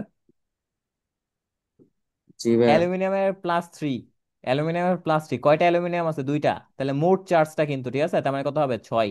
জীবনেও ভুল করবা না, ঠিক আছে? আচ্ছা, পানির ক্ষেত্রে কত হবে? পানির তুল্য সংখ্যা কত? 2। 2 হবে। 2 হবে, কারণ H+1 × 2। তাহলে আশা করি তুল্য সংখ্যার ব্যাপারটা ক্লিয়ার হয়েছে সবার। দেখো তো, এই জিনিসটা খুবই ইম্পর্টেন্ট জিনিস পড়াইছি। ভাই আমার একটা প্রশ্ন আছে। হ্যাঁ বলো। আয়রনের তুল্য সংখ্যা কত বলবো? আয়রনের তো আচ্ছা, যোজনে 2 3 হয়। 2 3, ঠিক আছে। এখন আয়রনের ক্ষেত্রে মানে যেটা হয় যে তুমি ওইটা তোমার মৌল ভিত্তিক হয়, ঠিক আছে। আমি এখানে সক্রিয় যোজনী বলি না এখানে। তো ম্যাক্সিমাম টাইম তোমার ওইখানে আয়রনের কথাবার্তা যদি তোমার বলা থাকে, তাহলে তোমাকে ওইখানে অবশ্যই এরকম একটা কিছু বলা থাকবে। কথাটা বুঝতে পারছো? নর্মালি যেটা হয় যে ফেরামের ক্ষেত্রে, এই যে ফেরামের এখানে তোমার হিসাব মতে এই জায়গাটায় ফেরামের তুল্য সংখ্যা হবে 2, মানে তুল্য সংখ্যা হবে কি 2 হবে এখানে। আর এটার ক্ষেত্রে কি হবে? 3। এরকম করে বলবে না? দেখো তো, ঠিক লিখেছে এটা? ঠিক লিখেছে তো, তাই না?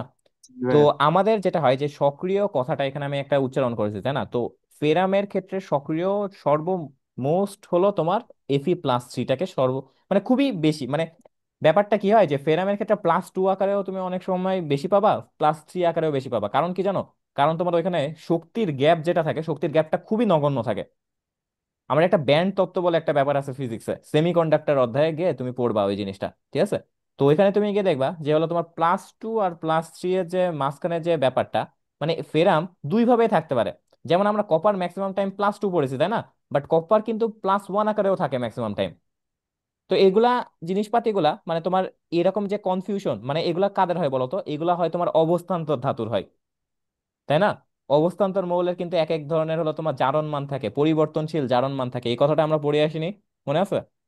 হ্যাঁ। জি ভাই। প্রভাবক রূপে কাজ করে, জটিল যৌগ গঠন করে। তো এটা যেটা হয় যে এই যে আমাদের অবস্থান্তর মৌলের ক্ষেত্রে আমাদের ম্যাক্সিমাম টাইম যৌগগুলা দেয়া থাকবে। যেমন আমাদেরকে বলে দেবে যে ফেরাম অক্সাইড, হাইড্রোক্সাইড, ঠিক আছে? তো ফেরাম 3 হাইড্রোক্সাইড 3, ঠিক আছে, ফেরাম 3 হাইড্রোক্সাইড, এরকম করে কথাবার্তা বলে দেয়া থাকবে। যখনই তুমি দেখবা যে 2 দিয়ে আছে, তার মানে এখানে হবে তার তুল্য সংখ্যা 2, এখানে 3 হলে 3। আর স্পেসিফিক ভাবে তোমাকে বলবে না, যদি বলেও তাহলে তোমাকে Fe+2 এভাবে দিয়ে দেবে, ঠিক আছে? তো তোমাকে এটা নিয়ে প্যারা খাওয়ার দরকার নাই। আর এটা আসলে মানে কেমিস্ট্রির ব্যাপারটা তো এমন না যে তোমার ফিজিক্স আর ম্যাথের সাথে হুবহু মিলে যাবে, মানে কাটায় কাটায় মিলে যাবে। তো যেটা হয় যে +2 আকারেও ম্যাক্সিমাম টাইম থাকে, +3 আকারেও থাকে। আবার এদের শক্তির গ্যাপটা খুবই নগণ্য থাকে। মানে তোমার +2 আকারেও ইলেকট্রন থাকতে পারে, +3 আকারেও। কারণ তুমি দেখবা যে শেষ তোমার ওই যে ফেরামে তুমি যদি ইলেকট্রন বিন্যাস করো, তাহলে ইলেকট্রন বিন্যাস করলে দেখবা যে 3D, তুমি যখন 26 তুমি লিখছো মনে করো, ঠিক আছে, 3D আর 4s। তো যেটা হয় এখানে 18টা ইলেকট্রন হয়ে গেছে, বাকি কয়টা আছে? 8টা। তো 2 আর 6 এরকম থাকে। তো যেটা হয় যে তুমি যখন একটা ইলেকট্রন সরাতে যাবা, Fe+ করতে যাবা, তখন এখানে কি হয়ে যাবে? এটা হয়ে যাবে না? সরি, তোমার এখান থেকে একটা চলে যাবে। দেন যখন +2 করবা, তখন এখান থেকে চলে যাবে। তো দেখো যে এই জিনিসটাও স্টেবল আকারে থাকতে পারে। আবার যেটা হয় যদি +3 হয়ে যায়, তখন এটা 3D5, এটাও তোমার হলো ওই যে তোমার অর্ধপূর্ণ অবস্থা ক্রিয়েট করে। তো যেটা হয় যে খুবই শক্তির গ্যাপটা খুবই কম থাকে। তো আমি যখন পরিবর্তনশীল জারণ মান করাবো বা ওই যে মৌলের পর্যায়বৃত্ত অধ্যায়, তখন আমি এই জিনিসটা আরো ভালোভাবে দেখাবো তোমাদেরকে। বাট আপাতত যেটা বলবো যে তোমাদের এখানে যখন বলে দেবে ফেরামের ব্যাপারগুলো বলে দেয়া থাকবে, তখন তোমাকে এখানে এই পুরা যৌগটার মানটা দেয়া থাকবে। বুঝতে পেরেছো? হুম। যেমন এখানে যেমন অ্যালুমিনিয়াম এই জায়গাটায় কিন্তু +3 হিসেবে কাউন্ট হয়নি, ও কিন্তু +6 হিসেবে। বাট তুমি এই জায়গাটায় কিন্তু হিসাব মতে ভুল করে অ্যালুমিনিয়াম 3ও দিয়ে আসতে পারো, তাই না? তো এগুলার ক্ষেত্রে তোমাকে স্পেসিফিক ভাবে তোমাকে বলে দেবে। তড়িৎ রসায়ন যখন পড়াবো তখন আরো বেশি ক্লিয়ার হবা, এসব কোশ্চেন আসবে। ভালো একটা কোশ্চেন করেছো। আচ্ছা, তো আমরা কি বুঝতে পারছি মোটামুটি যে তুল্য সংখ্যার ব্যাপারটা? জি ভাইয়া। তাইলে তুল্য সংখ্যা এক একজনের ক্ষেত্রে, তুমি যদি ধাতু হও, ঠিক আছে, তাহলে তোমার ক্ষেত্রে তুল্য সংখ্যার কনসেপ্ট বা তোমার ক্ষেত্রে তুল্য সংখ্যার মানে সংখ্যাটা একরকম হবে। তুমি যদি ক্ষার হও তাহলে একরকম হবে, তুমি যদি ধাতু হও, লবণ হও, এক এক ধরনের তোমার তুল্য সংখ্যার একটা কনসেপ্ট থাকবে, ঠিক আছে? আচ্ছা, তো এবার আমরা চলে আসি, তার মানে আমরা তুল্য সংখ্যা ব্যাপারটা বুঝতে পেরেছি। তাহলে তুল্য সংখ্যা যদি আমরা বুঝতে পারি, তুল্য ভর ব্যাপারটা হলো এরকম যে কারো আণবিক ভর বা মোলার ভর, ঠিক আছে, কারো যদি আণবিক ভর দিয়ে তার তুল্য সংখ্যা মানে ভাগ করা হয়, তাহলে তুমি যেটা পাবা সেটাকে আমরা বলি তুল্য ভর, ঠিক আছে? তো ব্যাপারটা আমি তোমাকে যদি একটু একটা উদাহরণ দিয়ে বুঝাই। মনে করো যে আমার কাছে আছে ক্যালসিয়াম, আচ্ছা ক্যালসিয়াম হাইড্রোক্সাইড না, সালফিউরিক অ্যাসিড মনে করো, সালফিউরিক অ্যাসিড। তো আমি সালফিউরিক অ্যাসিডের তোমাকে বললাম যে তুল্য ভর কত, সালফিউরিক অ্যাসিডের তুল্য ভর কত, কত দিবা অ্যান্সার বলো তো, বলতে পারবা? 46। 49। কত, 46 কে বললো আবার? 49? দেখো সালফিউরিক অ্যাসিডের কত হয়, এখানে হয় 2, সালফারের কত হয় 32, অক্সিজেনের কত হয় 16 গুণ 4, তার মানে 64 প্লাস 32 কত হলো 98, 90। সরি 96, 96 আর 2 98 হলো না? আচ্ছা। তাহলে এর ক্ষেত্রে তুল্য ভরের আমরা এভাবে লিখবো না যে তার আণবিক ভর এখানে হয় এখানে 98, আর তুল্য সংখ্যা কত সালফিউরিক অ্যাসিডের? 2। 2। তাহলে এখান থেকে তুমি একটা কথা বলো, 98 ভাগ 2 কত হয় 49 হয় না? তো জি ভাইয়া। 49 যদি হয়, খুব ভালো করে এই জিনিসটার মানে কনসেপ্টটা দেখি কার মাথায় ঢুকে, ঠিক আছে? যে 49 গ্রাম, তাহলে 49 গ্রামে তুমি এইচ প্লাস কয়টা পাবা বলো তো? 2টা। 49 গ্রাম সালফিউরিক অ্যাসিডে তুমি এইচ প্লাস কয়টা পাবা? 2টা। এই 49 গ্রাম সালফিউরিক অ্যাসিডে। একটা। আচ্ছা একটা। আমি তোমাকে তোমার কাছে মনে করো এরকম করে বলছি যে 49টা সালফিউরিক অ্যাসিডে কয়তো তুমি হলো এইচ প্লাস পাবা বলো, এটা বলো। এই একটা এইচ, 98টা। 98টা পাবো না? দেখো তো, একটা এইচ প্লাস ভাঙলে, সরি একটা সালফিউরিক অ্যাসিড ভাঙলে কয়টা এইচ প্লাস পাওয়া যায়? 2টা এইচ প্লাস পাওয়া যায় না? 2টা। জি 10টা ভাইয়া। করলে হয় কত, 20টা, তার মানে 49টা এইচ টু এস ফোর ভাঙলে এখানে কত হয় 98টা হয় না? তো এই যে জি ভাই। এই 98 কি তার আণবিক ভর ছিল না? তাহলে তুমি এই যে 49 গ্রামটা তার আর তার তুল্য সংখ্যার সমান না, মানে তার মোট তুল্য সংখ্যার সমান না? তাহলে এটাকে আমরা বলি জি গ্রাম ভাই। তুল্য ভর। ব্যাপারটাকে হালকা হলেও বুঝতে পারছো কি বললাম? অনেক জটিল কনসেপ্ট কিন্তু এটা। আরেকটা জিনিস দিয়ে বুঝাই। মনে করো যে আমি তোমাকে বললাম যে ক্যালসিয়াম হাইড্রোক্সাইড, তো ক্যালসিয়াম হাইড্রোক্সাইডের তুল্য ভর কত বলো তো?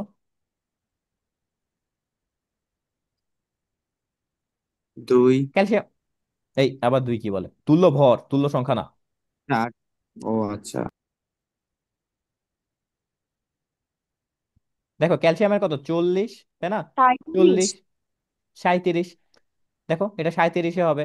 তোমার 40 প্লাস এখানে 16 প্লাস 1 কত হয় 17, 17 গুণ হয় 2 তার মানে 34, তার মানে 74। 74কে তুমি যদি 2 দ্বারা ভাগ দাও তাহলে তোমার কত হয়, ক্যালসিয়ামের কি +2 তার মানে তুল্য সংখ্যা 2, তার মানে এখানে কত হয় 37। তাইলে 37টা ক্যালসিয়াম হাইড্রোক্সাইডে তার কয়টা হলো তোমার তুমি পাবা বলো তো? তার তোমার যেমন হাইড্রোক্সাইড কয়টা পাবা, 74টা পেলা না? তাহলে এই 74টা। 74টা তার আণবিক ভরের সমান। তাহলে জি এই যে ভাই। 37 যেটা হচ্ছে এটাকে আমরা বলি গ্রাম তুল্য ভর। বুঝতে পেরেছো? তুমি যদি এখানে 37-এর বদলে জি 74 ভাই। বসাতো না, তাহলে এখানে তোমার হয়ে যেত কত, 148টা হয়ে যেত, তাই না? তাহলে তোমার কিন্তু তুল্য ভর অনেক বেশি হতো। তার মানে তোমাকে কিন্তু এটাকে ইকুইভ্যালেন্ট, তুল্য মানে কি ইকুইভ্যালেন্ট বোঝায় না? ইকুইভ্যালেন্ট, এই কথাটার মিনিংটা থাকতো না। তার মানে 74 সংখ্যাটা দুই ক্ষেত্রে কিন্তু সমান হয়ে গেল, তাই না? মানে ব্যাপারটা হলো এরকম যে 74 বোঝানোর জন্য তোমাকে কিন্তু 37টা ক্যালসিয়াম হাইড্রোক্সাইড লাগবে, তাই না? এটা তাইলে আমরা বলতে পারবো এই দুইটা সমান, তাই না? এটাকে বলা হয় গ্রাম তুল্য ভর। বুঝতে পেরেছি? হ্যাঁ, এই বুঝছো? 37টা ক্যালসিয়াম জি হাইড্রোক্সাইড ভাইয়া। থেকে তো তুমি টোটাল 74টা হাইড্রোক্সাইড পাবা, এটাকে এটার বলা হয় গ্রাম তুল্য ভর, মানে তার ওজনের সমান হাইড্রোক্সাইড বের হবে। আচ্ছা, তো এই কনসেপ্টে এবার আমি নর্মালিটিতে যাই। যে তোমার 1 লিটার দ্রবণে দ্রবীভূত দ্রবের গ্রাম তুল্য ভরকে আমরা বলি নর্মালিটি। তার মানে মেনলি যেটা হয় যে 1 লিটার দ্রবণে দ্রবীভূত দ্রবের, ঠিক আছে, এতদূর পর্যন্তই তোমার মেনলি আমরা বলি মোলারিটি। আর এটার গ্রাম তুল্য ভর, এটার সাথে তোমার যদি গ্রাম তুল্য ভর গুণ করো তাহলে তুমি কি পাবা? তুমি পাবা নর্মালিটি। বুঝছো কি বললাম? তো নর্মালিটি যেটা হয় যে নর্মালিটি আমাদের একটা হলো তোমার ঘনমাত্রা মাপার একটা, মানে তোমার মানে সংক্ষিপ্ত রূপ বলতে পারবো, ঠিক আছে? মানে অনেকগুলা অনেক টাইপস আছে অনুপাত হিসেবে, আমি বলছিলাম না যে মোলারিটি আকারে তুমি মাপতে পারো, মানে অনেক তোমার ইন্ডাস্ট্রিতে নর্মালিটি আকারে মানে মাপে, ঠিক আছে? তো কেন মাপে তোমার এখানে ব্যাপার আছে যে তোমার এখানে সালফিউরিক অ্যাসিডের কিছু ব্যাপার আছে, তো ওইগুলো আর কি তোমার সংক্ষিপ্ত হয়ে যায়। যেমন আমি তোমাকে যদি একটা উদাহরণ দিই, তুমি মনে করো যে বলছি 0.1 মোলার সালফিউরিক অ্যাসিড, ঠিক আছে? 0.1 মোলার সালফিউরিক অ্যাসিডের নর্মালিটি কত? কত হবে বলো তো? বলতে পারে কিনা দেখি কেউ, কে পারে? 0.2। 0.2। ঠিক আছে, কিভাবে হলো দেখো, সালফিউরিক অ্যাসিডে আমাদের কি বের করতে পারছে? নর্মালিটি না? তাহলে আমরা এন সমান আমরা কি জানি, পড়ে এসেছি এন গুণ এন সমান এস গুণি। তাহলে এটার হলো মোলারিটি দিয়ে আছে, তার মানে এটা কিসের মান দিয়ে আছে? এস এর মান দিয়ে আছে। এস এর মান 0.1। সালফিউরিক অ্যাসিডের তুল্য সংখ্যা কত? 2 না? তাহলে এটা কত আসছে? 0.2। আর এটার পর আমরা একক কি বসাবো? যেহেতু নর্মালিটি, এটার একক বসাবো এন, নর্মাল। ঠিক আছে, এটা কি হবে? এটা হবে তোমার নর্মাল। তাহলে বুঝতে পারছো, তাহলে সালফিউরিক অ্যাসিড 0.1 মোলার সালফিউরিক অ্যাসিডের নর্মালিটি কত? 0.2 নর্মাল।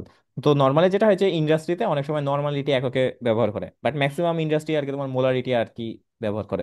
তো এটা এক ধরনের কনসেপ্ট, এটাই। মানে এটার দিলে যেটা হয় যে তুমি এক এক কথায়, মানে তোমাকে যদি হঠাৎ করে তোমার কোনো একটা ইন্ডাস্ট্রিতে বলে দিলো যে আমার কাছে আছে 0.1 মোলার সালফিউরিক অ্যাসিড, তো তুমি আসলে এখান থেকে বুঝতে পারো যে 0.1 মোলার, যেহেতু আমার, সরি, 0.1 নর্মাল আছে আমার কাছে, 0.2 নর্মাল মনে করো আছে, তাহলে তুমি আর কি বুঝতে পারো যে 0.2 নর্মাল, আমি তো এখানে দেখতে বুঝতে পারছি যে এটার আর কি তুল্য সংখ্যা 2 হয়। তাহলে এখানে যদি 2 হয়, তাহলে এখানে তার আসলে মেইনলি মোলারিটি আছে 0.1 মোলার। ঠিক আছে, তো অনেক ক্ষেত্রে হিসাবে সুবিধার্থে এইগুলো আমরা ইউজ করি। আচ্ছা, তো আমাদের তাহলে এটা হলো। তো বুঝতে পারছো এই কনসেপ্টটা? বুঝছো? যদি বুঝে থাকো, তাহলে জি আমাকে এই ভাই, কোশ্চেনটার বুঝছি। অ্যান্সার, মানে অ্যান্সার করো, দেখি কে পারে। 2 লিটার একটি দ্রবণে 318 গ্রাম Na2CO3 থাকলে ওই দ্রবণের নর্মালিটি কত?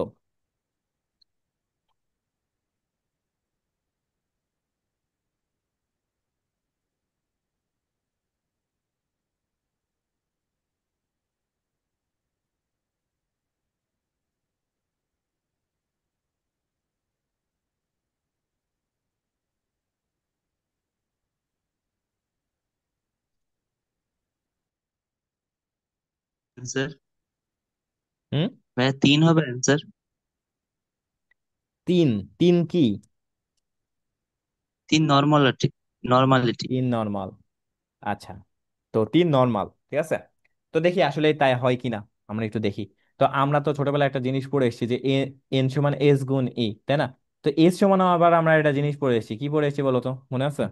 আমরা এরকম একটা পড়েছি না যে ডাব্লিউ সমান S M B divide by 1000। তো 1000 যখনই লিখবো, এখানে মিলিলিটার এককে দিতে হবে। বাট আমরা যদি লিটার এককে কখনো লিখতে চাই, তখন আমরা কি করি? আমরা এখানে ভি এল বসাই, তাহলে তোমার এই 1000টা লেখা দরকার নাই। এটা বলেছিলাম গত, মানে আগের ক্লাসে, তাই না? তো এখন দেখো যে এস এর সমান আমরা কি লিখছিলাম, এস সমান আমরা ডাব্লু এম ভি এল এটা লিখতে পারি। তাহলে এখান থেকে আমরা বের করতে পারি ডাব্লু এম ভি এল গুণ ই। তাহলে এখানে ডাব্লিউ এর মান কত দিয়ে আছে? 318 গ্রাম না? প্রদত্ত ভর দেয়াই আছে 318। এম মানে কি? এম হলো তার আণবিক ভর। তো আণবিক ভর কত? Na2 এর কত? 23 গুণ 2 প্লাস কার্বনের কত? 12, অক্সিজেনের কত? 16 গুণ 3, তার মানে কত হয়? 106। এইসব জিনিসপাতি মনে রাখবা, ঠিক আছে? 106। আচ্ছা, তো 106 এগুলা তোমার করতে করতে মুখস্থ হয়ে যাবে। তো ভিএল কত? লিটার এককে বসাতে হবে। তো লিটার এককে কত? 2। আর ই এর মান কত? দেখো তো, সোডিয়াম কার্বনেট, এইটার তুল্য সংখ্যা কত হবে? 2। 2। দেখো, +1 গুণ 2 হবে। সোডিয়ামের কত হয়? +1। কয়টা আছে? 2টা, তাহলে +1 গুণ 2, তার মানে 2টা হবে। তাহলে এখান থেকে কত হবে? 2। তাহলে এবার আমরা কাটাকাটি করতে পারি, 2 2 106 আর 318 কাটলে কত হয়? 3, তার মানে 3 নর্মাল। বুঝতে পেরেছো? তো আশা করি বুঝতে পেরেছো। আচ্ছা, আরেকটা দেখি, আমরা দেখি 4.9 গ্রাম H2SO4 100 ml দ্রবণে থাকলে এসএন, মানে এই যে দেখো, এটার মাধ্যমে আসলে বলা হয় যে নর্মাল, নর্মালিটিকে আমরা এইভাবে বলি, ঠিক আছে? এভাবে অনেক সময় হলো লেখা হয়। অনেক সময় হলো মোলারিটিকে এস এম বলা হয়, মোলালিটিকে এম বলা হয়, আর নর্মালিটিকে বলা হয় এস এন, এভাবে বলা হয়, ঠিক আছে? তো যাই হোক, তো আমাদের এখানে নর্মালিটি বলছে, তো এটা নর্মালিটি কত হবে বলো তো? যে এটা কত, কে পারে?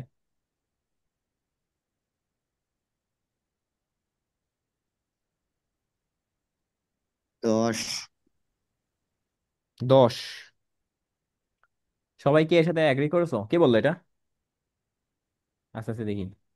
এবার তুষার। আচ্ছা, তুষার, দেখি। 10, এটা কি ঠিক হয়েছে? পয়েন্ট আচ্ছা ওয়ান মতো। হবে ভাইয়া। 0.1? হুম। জি ভাইয়া। আচ্ছা, এটা এসে বললো হ্যাঁ, পয়েন্ট আমার একটা ওয়ান মান বের হয়েছে, আমি বলতে ভয় পাচ্ছি। আরে ভয় পেয়ে কি হবে এই লাইফে? ছোট একটা আমার লাইফ, 400 2 দিন পর মরে যাবো। 400? আচ্ছা, 400। পৃথিবীর বাইরে বলো মান, বলো যে জি এসছে মান 9.8, তাও কোনো সমস্যা নাই। ঠিক আছে। তো দেখো যে মেনলি যেটা হয় যে আমাদের কনসেপ্টটা কি নর্মালিটির, এন সমান কি এস গুণ ই, তাই না? তো তুমি দেখো যে এস আমরা কিভাবে পাবো। এস পাওয়ার জন্য আমরা একটু আগে এক দেখলাম আসবে যে ভাই, আমাদের, হ্যাঁ হ্যাঁ, অ্যান্সার কি ওয়ান? এই যে এবার লাইনে এসছো। তো ডাব্লু গুণ এখানে কত হবে, 1000 হবে, 1000 এমভি, এভাবে আমরা লিখি না, তাই না?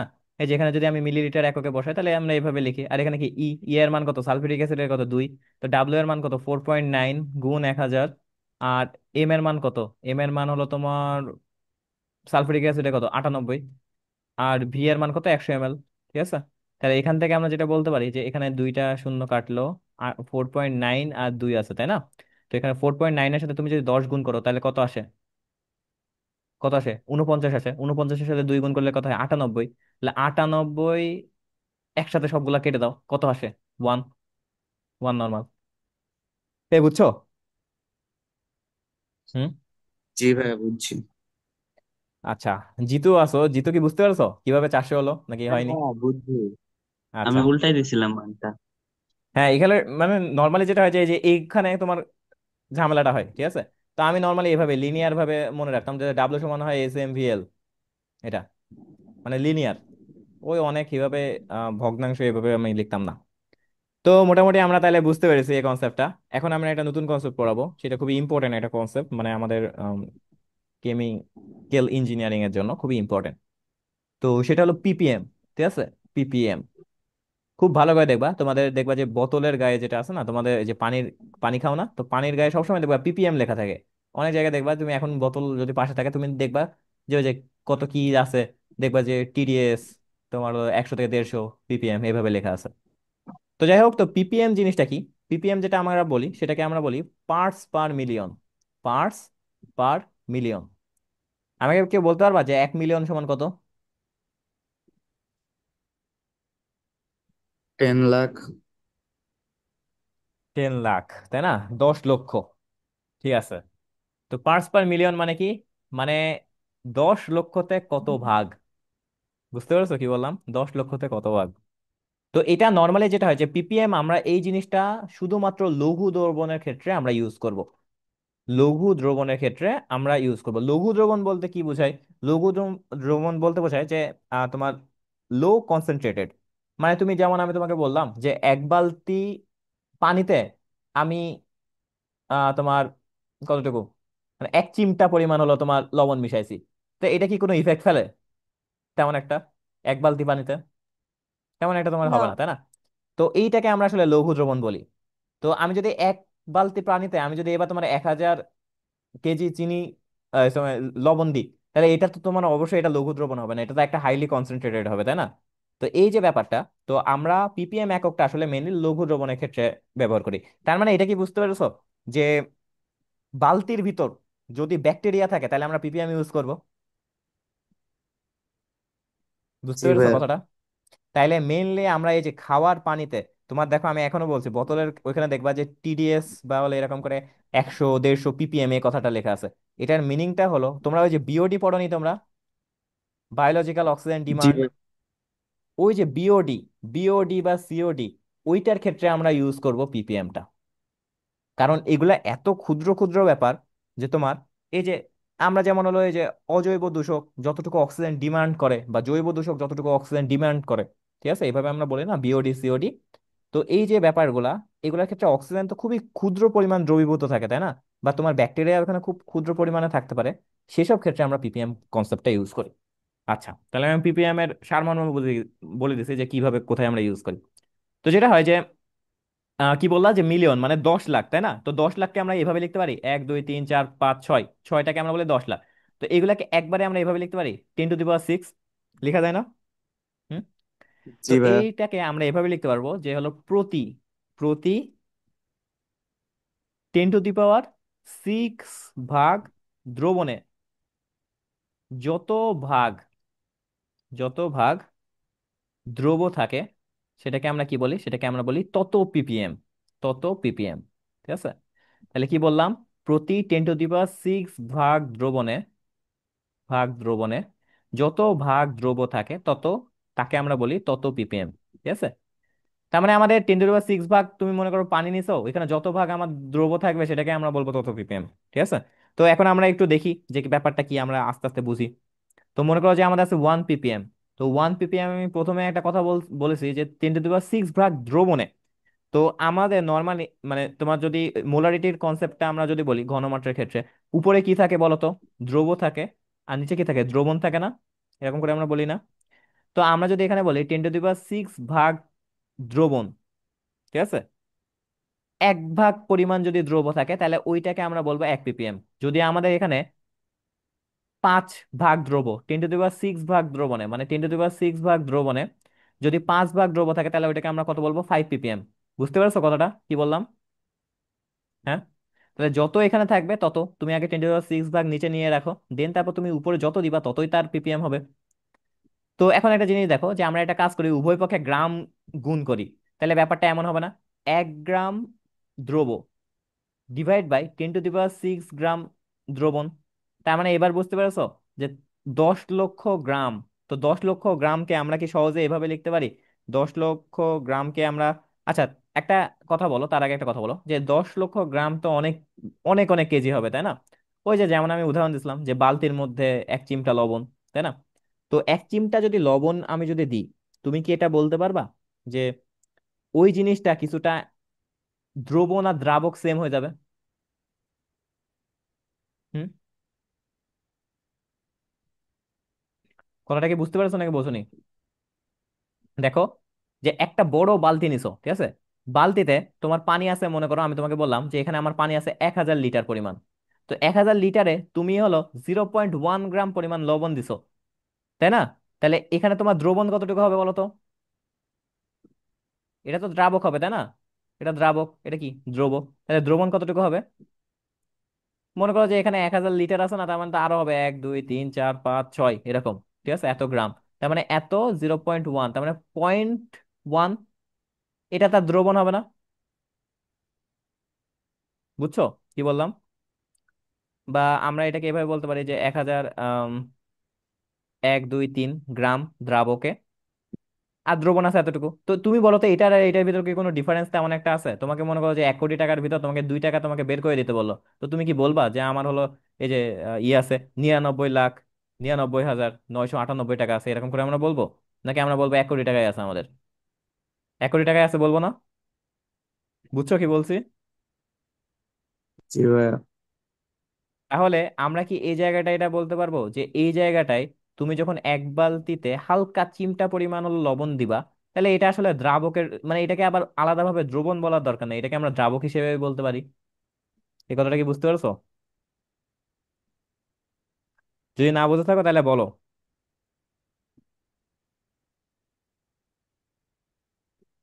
হ্যালো? আরেকবার একটু বোঝান ভাইয়া। আচ্ছা, আরেকবার আমি একটু বোঝাই, ঠিক আছে? তো ব্যাপারটা হলো এরকম যে তুমি নর্মালি আমরা কি করি, যে মনে করো যে তোমার কাছে 1 গ্লাস শরবত আছে, ঠিক আছে, 1 গ্লাস শরবত না, তুমি মনে করো যে এখানে 100 ml পানি নিছো, ঠিক আছে, 100 ml পানি নিছো। আর এখানে তুমি 100 ml না, মনে করো যে 100 গ্রাম, আমরা এই মিলিলিটারকে আমরা ধরে নিলাম যে আপেক্ষিক গুরুত্ব সেম। তো 100 গ্রাম পানির ভিতর আমি হলো মনে করো যে 5 গ্রাম পরিমাণ লবণ নিছি। তাহলে তুমি এখানে বলো তো দ্রবকে দ্রাবক কে বলো তো? এটা কি দ্রবণ আমার? এটা কি? এটা আমার দ্রাবক না? জি ভাইয়া। আর দ্রবণ কি জি হবে বলো ভাইয়া। তো? দ্রবণ হবে 105 গ্রাম হবে না? দ্রব প্লাস জি দ্রাবককে ভাইয়া। যোগ করলে দ্রবণ পাওয়া যায়, এটা তো আমরা বলতে পারি। এখন আমি যদি তোমাকে বলি যে এই জায়গাটায় আমি একটা কথা বলছি, এবার আমি দ্রাবক 100 গ্রাম না দিয়ে আমি এখানে 1 লাখ গ্রাম দিলাম, 1 লাখ গ্রাম দ্রাবক। তো 1 লাখ গ্রাম দ্রাবকে তুমি যখন 5 গ্রাম পরিমাণ লবণ মিশাও, তখন তার দ্রবণ কতটুকু হবে বলো তো? এরকম হবে না? 1 লাখ 5। 1 লাখ 5। তো তুমি হিসাবের সুবিধার্থে তুমি 1 লাখই ধরবা না ওইটাকে? জি ভাই। বুঝতে পারছো? মানে 1 কোটি টাকা থেকে তোমাকে আবার 2 টাকা দিছে, তাহলে তুমি বলবো আমার কাছে 1 কোটির 2 টাকা আছে? তুমি তো বলবো যে আমার কাছে 1 কোটি টাকাই আছে, তাই না? এরকম করে কিছুটা বলো না, মানে হিসাবের সুবিধার্থে। তো আমরা এই জায়গাটায় কি বলতে পারি, যেহেতু এটা খুবই লঘু দ্রবণ, তো এটার ক্ষেত্রে দ্রবণ আর দ্রাবকটা সেম হয়ে যায়, মানে ধরা যায়। বুঝতে পারছো? এটা জি ধরা ভাই। যায় না? তাহলে এই জায়গাটায় আমরা দ্রবণের জায়গায় এই জায়গাটায় হঠাৎ করে চেঞ্জ করে আমরা কি লিখলাম? এই জায়গাটায় আমরা লিখলাম দ্রাবক। কারণ যেহেতু এটা খুব লঘু দ্রবণের ক্ষেত্রে কথা বলছে, এটা তেমন একটা ম্যাটার করে না যে 5 গ্রাম এক্সট্রাও যদি হয়, এটা ম্যাটার করে না। পুরাটাই আসলে পানি হিসেবে কাউন্ট হয়। মানে তুমি বলতেই পারবে না মানে তোমার এটা কিছুটা এমন হয় 1,000 কেজি পানি, মানে মনে করো যে এক ট্যাঙ্কি। 1,000 কেজি মানে তো এক ট্যাঙ্কি, তাই না? তো সরি, এখানে 100 100 কেজি হবে। তো মনে করো 100 কেজির একটা ট্যাঙ্কি, ওই ট্যাঙ্কির ভিতর 5 গ্রাম লবণ, ওটা কি কোনো ইফেক্ট ফেলবে? কোনো ইফেক্টই ফেলবে না। তো এটাকে আমরা আসলে ধরি যে এটা আর কি তোমার মানে ইফেক্ট ফেলবে না এই ক্ষেত্রে, যে দ্রবণের ক্ষেত্রে। তাহলে আমরা এই পুরা কনসেপ্টটাকে বলতে পারছি যে আমরা এই জায়গাটা একটা কথা ইকুইভ্যালেন্ট লিখতে পারি। ইকুইভ্যালেন্ট বলতে আমরা এখানে দ্রবণটাকে চেঞ্জ করে দ্রাবক আকারে লিখতে পারি, তাহলে আমাদের হিসাবটা সুবিধা হয়। বুঝতে পারছো? কিছু ছাড় দিচ্ছি। মনে করো যে তুমি একটা বিল্ডিং থেকে লাফ মারছো, ঠিক আছে? তো তুমি যখন লাফ মারছো তাহলে তোমার উপর অভিকর্ষ ত্বরণ কাজ করছে, ঠিক আছে? তো নর্মালি যেটা হয় যে আমরা কি করি, যে সম্পূর্ণ এখানে এইটুকুই আমরা কাজ করাই, তাই না? আমরা সূত্র এই সূত্রই মারি, যে ইউ প্লাস জিটি, বি সমান ইউ প্লাস জিটি সূত্র মারি। বাট এটাও তো তোমাকে হিসাব করতে হবে যে এখানে একটু বাতাসের বাধা আছে, এগুলা তো আমরা উপেক্ষা করি, তাই না? তো উপেক্ষা করে আমরা একটু ছাড় দিই। তো এই যে ছাড় দিচ্ছে না, এটার ফলেও আমরা এখানে একটা ছাড় দিচ্ছি, যে দ্রবণ থেকে দ্রাবক করছি।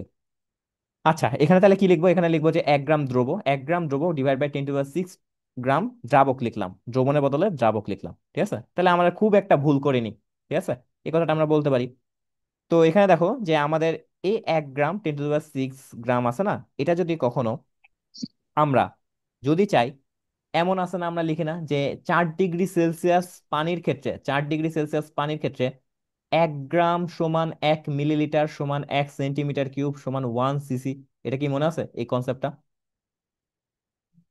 যদি মনে না থাকে আমরা নেক্সট ক্লাসে এটা পড়বো, যে এই 4 ডিগ্রি সেলসিয়াস তাপমাত্রায় পানি খুব সুন্দর অবস্থায় থাকে, তখন 1 গ্রাম পানিকে আমরা বলতে পারি 1 মিলিলিটার পানি। তাহলে এই জায়গাটায় আমরা বলতে পারি যে 10⁻⁶ গ্রাম বলেছিলাম না, তাহলে এটা আমরা এভাবে লিখতে পারবো 10⁻⁶ ml। আর উপরে আমরা 1 গ্রাম হিসেবে লিখে দিলাম, রাখলাম। এবার 10⁻⁶ যদি উপরে কখনো চলে যায় তাহলে এটা কি হবে, কিভাবে লিখতে পারবো? এভাবে লিখবো না, যে 1 গুণ 10⁻⁶ গ্রাম, আর নিচে কি থাকবে, 1 ml পড়ে থাকলো না? বোঝাতে পারিস এটা? বোঝনি? 10⁻⁶ যখন উপরে চলে যাবে 10⁻⁻⁶ হবে, আর এখানে কি পড়ে থাকলো, 1 ml পড়ে থাকলো না? এখন দেখো 10⁻⁻⁶ গ্রামকে আমরা এভাবে বলতে পারবো 1 মাইক্রোগ্রাম। 1 মাইক্রো মানে তো 10⁻⁶, আর নিচে কি থাকলো, 1 ml থাকলো না? 1 ml থাকলো। এবার একটা কাজ করি, আমি উভয় পক্ষে, যদি উভয় পক্ষে 1,000 দিয়ে গুণ করি, ঠিক আছে? আমি একটু জাস্ট একটু পেঁচাচ্ছি আর কিছুই না। 1,000টা 1,000 দিয়ে গুণ করি উভয় পক্ষে, তাহলে এটা কি হলো, তোমার এটা এমন হয়ে গেল না যে 1,000 মাইক্রোগ্রাম, আর নিচে কি হলো, এখানে নিচে হলো তোমার 1,000 ml। ইউনিট কনভার্সনের একটা আমি ক্লাস নেবো, ওই ক্লাসটা যত ভালো করে করবে না তত খুব ভালো করে বুঝবা এসব জিনিসপাতি। তো 1,000 মাইক্রোগ্রামকে আমরা এইভাবে লিখি, মাইক্রো কথাটার মিনিংটাই হলো যে 10⁻⁻⁶ গ্রাম। তাহলে এখানে যদি কাটাকাটি যায় তাহলে থাকলো কি, 10⁻⁻3 গ্রাম থাকলো, আর এখানে কি থাকলো, 1,000 ml কে আমরা কি বলতে পারি, 1 লিটার বলতে পারি না? আবার 10⁻⁻3 গ্রামকে আমরা বলতে পারি না এটা 1 মিলিলিটার? বলা যায় এটা, দেখো তো। বা মিলিগ্রাম, সরি, মিলিগ্রাম বলতে পারি না? 1 মিলি মানে তো 10⁻⁻3, তাই না? 1/1000 না? তাহলে এটাকে আমরা বলতে পারি জি ভাই। 1 মিলিগ্রাম। তার মানে এখান থেকে আমরা একটা কথা বুঝতে পারি যে এই যে 1 ppm সমান আমরা লাস্টে কি লিখলাম, 1 মিলিগ্রাম পার লিটার লিখলাম না? হুম। এই যে 1 milligram per litre, per litre, এটাকে আমরা বলি 1 ppm। এটা অবজেক্টিভে আসবে, বা এটা জীবনের অবজেক্টিভে আসবে, ঠিক আছে? আচ্ছা, তাহলে এটা আমরা বুঝতে পারছি যে এই জিনিসটা কি। তার মানে আমি এভাবেও লিখতে পারি 1 মিলিগ্রাম পার লিটার সমান কি হবে, 1 ppm। তাহলে কি আমরা এই সংজ্ঞাটা দিতে পারি এখান থেকে, যে পিপিএম এর আরেকটা সংজ্ঞা আছে, পিপিএম এর সংজ্ঞাটা হলো এরকম: প্রতি প্রতি লিটার দ্রবণে যত মিলিগ্রাম দ্রব থাকে সেটাকে আমরা বলি তত ppm। তো এখান থেকে যেটা বলছিলাম যে 1 মিলিগ্রাম পার লিটার, তার মানে আমাদের বলতে পারি না প্রতি লিটার দ্রবণে যত মিলিগ্রাম দ্রব থাকে ততই আমাদের ওটা ppm হবে। তার মানে এবার একেবারে খুবই সিম্পল একটা কনসেপ্ট, তুমি 1 লিটার পরিমাণ পানি নিবা, আর যত মিলিগ্রাম, মিলিগ্রাম তো খুবই কম, তাই না? যত মিলিগ্রাম পরিমাণ দ্রব এখানে থাকবে, পানিতে মিশে থাকবে, আমরা বলবো যে তত ppm, ঠিক আছে? তাহলে আমাদের কনসেপ্টটা মোটামুটি আমরা বুঝতে পেরেছি। এখন আমি তোমাকে একটা ওই তো কোশ্চেন করি, কোশ্চেন করলে আর কি। আমি অ্যাড অন, বুঝছো? এই তুষার একটা স্টুডেন্টটা একটা ভালো, মিনিট দাঁড়াও। তুষার। আচ্ছা, দেখো, এখানে দেখো যে এই কোশ্চেনটা, আচ্ছা দাও এই কোশ্চেনটার আগে আমরা আরেকটা কোশ্চেন করে আসি, তাহলে আমাদের জন্য আরো ইজি হবে। দেখো যে আমি যদি তোমাকে বলি যে এখানে একটু দেখাচ্ছি, দেখো যে টু আহ 2 মোলার ACl, ঠিক আছে, 2 মোলার ACl দিয়ে আছে আমাদের। তো এটা বলছে কত ppm, এটার মিনিংটা কত ppm আমাদেরকে বলতে বলছে।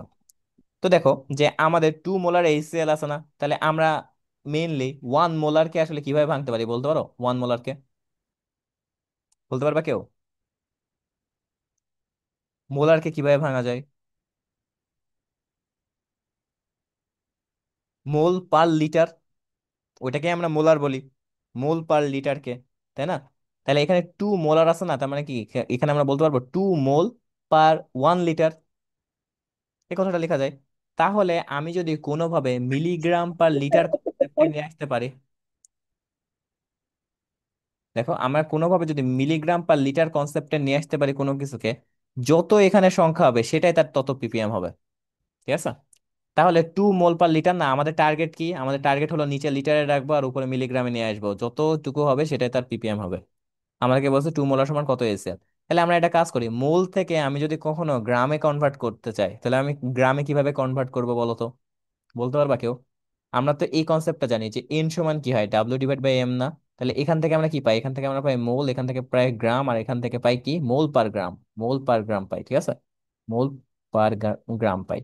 আচ্ছা, তো যাই হোক, এখান থেকে যেটা আমরা বলতে পারছি যে আমরা যদি এখান থেকে গ্রামে কনভার্ট করতে চাই, তাহলে মোল থেকে গ্রামে কনভার্ট করতে চাই, তাহলে আমাদের এম এর সাথে এন এর গুণ করতে হবে। এন এর সাথে এম এর গুণ করব, তখন আমরা কি পাবো? ডাব্লু পাবো না? তাহলে 2 মোল আছে না, 2 মোলের সাথে আমি যদি কোনোভাবে এই সেল বা তার মোলার ভর বা আণবিক ভরটা যদি গুণ করে দিই, তাহলে আমরা গ্রামে পেয়ে যাচ্ছি। তাহলে দেখো যে এই সেল এর আণবিক ভর কত? 36.5, 35.5 প্লাস 1, তার মানে 36.5, 1 লিটার। তাহলে এটা যখন আমি এখানে মোল আর 36.5 মোল পার লিটার, মোল পার গ্রাম আমি এখানে বসাবো, তখন এখান থেকে সম্পূর্ণটা চলে আসবে কিসে? এটা সম্পূর্ণটা চলে আসবে গ্রামে, ঠিক আছে? তো এই যে পুরা জিনিসটা যখন গ্রামে চলে আসলো, তখন আমরা এটাকে বলতে পারি যে 36.5, 5 আর হলো তোমার 2, তাহলে এখানে কত আসলো? 73 গ্রাম চলে আসলো না? 73 গ্রাম পার লিটার। তো আমাদের তো বলা বলা হয়েছিল যে ppm রাখতে হলে তোমাকে মিলিগ্রামে নিয়ে আসতে হবে, মিলিগ্রামে নিয়ে আসার পর আর নিচে 1 লিটার রাখার পর যত এখানে সংখ্যা হবে তত ppm হবে। তাহলে এটা তো আমাদের গ্রামে আছে, তাই না? তাহলে আমরা যদি মিলিগ্রামে নিয়ে আসতে চাই, তাহলে আমরা কি করবো বলতো? 73 গ্রাম সমান কত মিলিগ্রাম বলতো? 1,000 গুণ করে দেবো, তাহলে আমরা মিলিগ্রামে কনভার্ট করে দিতে পারবো না এটা? 73,000 মিলিগ্রাম পার লিটার। বুঝতে পেরেছো কথাটা? হ্যাঁ, কি বললাম? আমরা তো জানি যে 1 গ্রাম সমান কত? 1,000 মিলিগ্রাম না? তাহলে আমরা কি এভাবে লিখতে পারবো যে 73 গুণ 1 গ্রাম? তো 1 গ্রামের জায়গায় তুমি 1,000 মিলিগ্রাম বসায় দাও, এই যে 73 গুণ 1,000 মিলিগ্রাম, তাহলে তো হয়ে গেল 73,000 মিলিগ্রাম। তো এইবার দেখো তো এই জিনিসটা কি এই কনসেপ্টের ভিতর পড়েছে? মিলিগ্রাম পার লিটার যত হবে ততই তার ppm। তাহলে এই জায়গাটা এর ppm কত হবে? 73,000 ppm হবে না? এই বুঝতে পেরেছো কি বললাম? দেখো তো। জি ভাইয়া। তার মানে বুঝতে পারছি যে 2 মোলার এই সেল আসলে অনেক বেশি কনসেন্ট্রেটেড, অনেক বেশি কনসেন্ট্রেটেড বলেই এখানে এত হাজার ppm এসে, হিসাব মতে আসার কথা ছিল 100-200 ppm। বাট এটা আসলে আমরা এটা লঘু দ্রবণের জন্য এই জন্য মাপা হয় যাতে কোনো রকম ঝামেলা না হয়। লঘু দ্রবণের ক্ষেত্রে তো আমরা 0.00000 এত 1 গ্রাম লেখার থেকে আমরা ওইটাকে বলি যে ওইটা আসলে 1 গ্রাম, 1 ppm পরিমাণ আছে, ঠিক আছে? তো আমাদের সহজ হয় বলতে, এই জন্যই আর কি। আচ্ছা, ppm এর কনসেপ্টটা তো আমরা বুঝেছি, তাই না? এখন আমাদের যদি আমি বলি যে পিপিবি, পিপিবি বলতে কি বোঝাচ্ছে? এবার আমরা বলতে পারবো যে পার্টস পার বিলিয়ন। তো বিলিয়ন বলতে কত বোঝায় বলতে পারবা কেউ? 1 বিলিয়ন সমান কত? 100 লক্ষ। এই 100 লক্ষ না, বিলিয়ন অনেক সংখ্যা, বলতে পারবা কেউ? 1,000 লক্ষ নাকি? না, 1,000 মিলিয়ন। 1,000 মিলিয়ন। তার মানে আমি যদি তোমাকে আম, মানে সহজ কথায় বলি, ঠিক আছে, সহজ কথাটা হলো যে 1 বিলিয়ন মানে 100 কোটি। বুঝতে পারছো কি বললাম? হুম, 100 কোটিকে আমরা বলি 1 বিলিয়ন। তো আমরা ppm এর সাথে যদি আমরা ppb এর কনসেপ্টটা মিলাতে চাই, মানে এটা আরো বেশি ক্ষুদ্রর জন্য আসলে কাউন্ট হয়, এটা হলো কি 10⁻³ ppb হয়। 1 ppm সমান 10⁻³ হয়। আচ্ছা, এবার তোমাদেরকে আমি দুইটা ম্যাথ করাবো, তাহলে আমাদের শেষ। দেখো এই ম্যাথটা বলো, যে 5 লিটার দ্রবণে 2 মোলার HCl আছে, ppm এককে প্রকাশ করো। এটা গ নম্বর কোশ্চেনে আসবে সৃজনশীলের। ঠিক আছে, বোর্ডে গ নম্বর কোশ্চেনে আসবে, কি হবে বলো তো?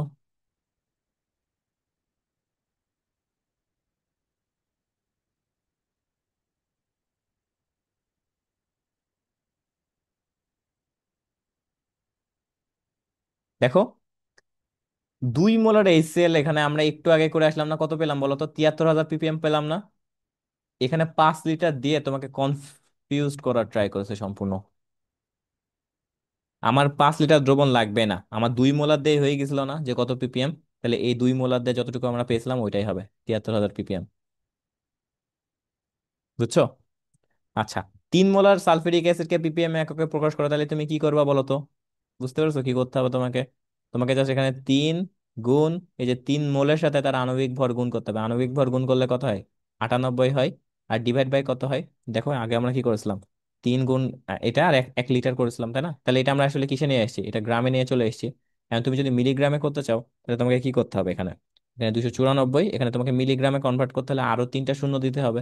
1 লিটার এত মিলিগ্রাম, এটাকে আমরা বলতে পারবো কি, 2,94,000 ppm। বুঝছো? এভাবেই সবকিছু হয়। আচ্ছা, এবার তোমাদেরকে একটা আলটিমেট একটা শর্টকাট শিখাই। শর্টকাট না শিখালে তোমরা পারবা না। এটা হলো কি, যে মোলারিটির সাথে আমরা আরো কিছু সম্পর্ক করব। ঠিক আছে, মোলারিটির সাথে তোমার ppm, ppb আর ppt, parts per trillion. 1 trillion সমান কত বলতে পারবা কেউ?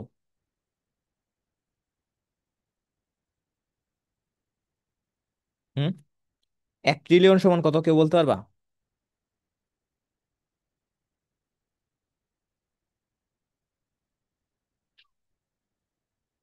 আচ্ছা, যাই হোক, আমরা একটু বলি। ppm ছিল 1 মিলিয়ন, তাই না? বা 10 লাখ।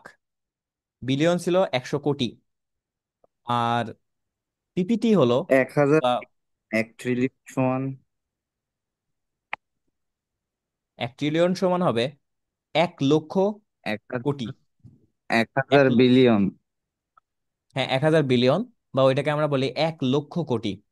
মানে 1 লাখ তুমি আগে লেখো, 3 4 5 লেখো, এরপর তুমি কোটি লেখো। 1 2 3 4 5 6 7, কয়টা হলো? 3 4 5 6 7 8 9 10 11 12, তার মানে 10⁻12। বুঝতে পারছো? ওটা 10⁻6 ছিল, পিপিবি ছিল 10⁻9, আর পিপিটি হলো 10⁻12। ঠিক আছে, তাহলে আমরা এখান থেকে বলতে পারবো, আমরা একটা শর্টকাট সূত্র এখানে শিখবো। ঠিক আছে, শর্টকাট সূত্রটা খুবই ইম্পর্টেন্ট। এটা মেডিকেল অবজেক্টিভ বলো, তো আর তুমি হলো ডিউ অবজেক্টিভ বলো, আর যে কোনো অবজেক্টিভের ক্ষেত্রে এই শর্টকাটটা খুবই ইম্পর্টেন্ট। পিপিএম, পিপিবি আর পিপিটি, অ্যাডমিশনে এরকম আসতে পারে, পিপিটি আসতে পারে, এখনো পর্যন্ত দেয়নি বাট আসতে পারে, তোমাদের সময় থেকে দেখা গেল যে পিপিটি দিয়ে দিতেছে। তো পিপিএম যেটা হচ্ছে, যে পিপিএম এর ক্ষেত্রে আমরা শর্টকাট এভাবে মাথায় রাখবো, যে 10⁻³ গুণ এস গুণ এম। এস মানে কি মনে আছে? মোলারিটি। আর এম কি? পারিটি। আণবিক ভর। ঠিক আছে। আচ্ছা, তাহলে পিপিবি যদি বলে, আমরা 10⁻6 গুণ এস গুণ এম বসাবো। ঠিক আছে, যদি আমাদের পিপিটি বলে, তাহলে 10⁻9 গুণ এস গুণ এম বলবো। ঠিক আছে, এটা আমরা বললেই আমাদের হয়ে যাবে। আচ্ছা, তাহলে এবার আমরা এই শর্টকাটটা একটু প্রয়োগ করে আসি। তার মানে আমরা কি বললাম, আমাদের একটা জিনিস যদি আমি বলি, যে এইখানে সবচেয়ে ইম্পর্টেন্ট কোনটা, 10⁻³ গুণ এস গুণ এম, পিপিএমটা ম্যাক্সিমাম জায়গায় তোমাকে লিখতে দেবে। ঠিক আছে, তাহলে আমরা একটু এই শর্টকাট সূত্রটা দেখে আসি। 3 মোলার H2SO4 এর পিপিএম এককে প্রকাশ করো। আমরা শর্টকাট সূত্র কি জেনেছি, যে পিপিএম সমান কি হবে, 10⁻³ গুণ এস গুণ এম, তাই না? তাহলে 10⁻³ বসায় দাও। এস এর মান কত? এস মানে মোলারিটি কত বলছে, 3 মোলার হয়েছে। কার? M car?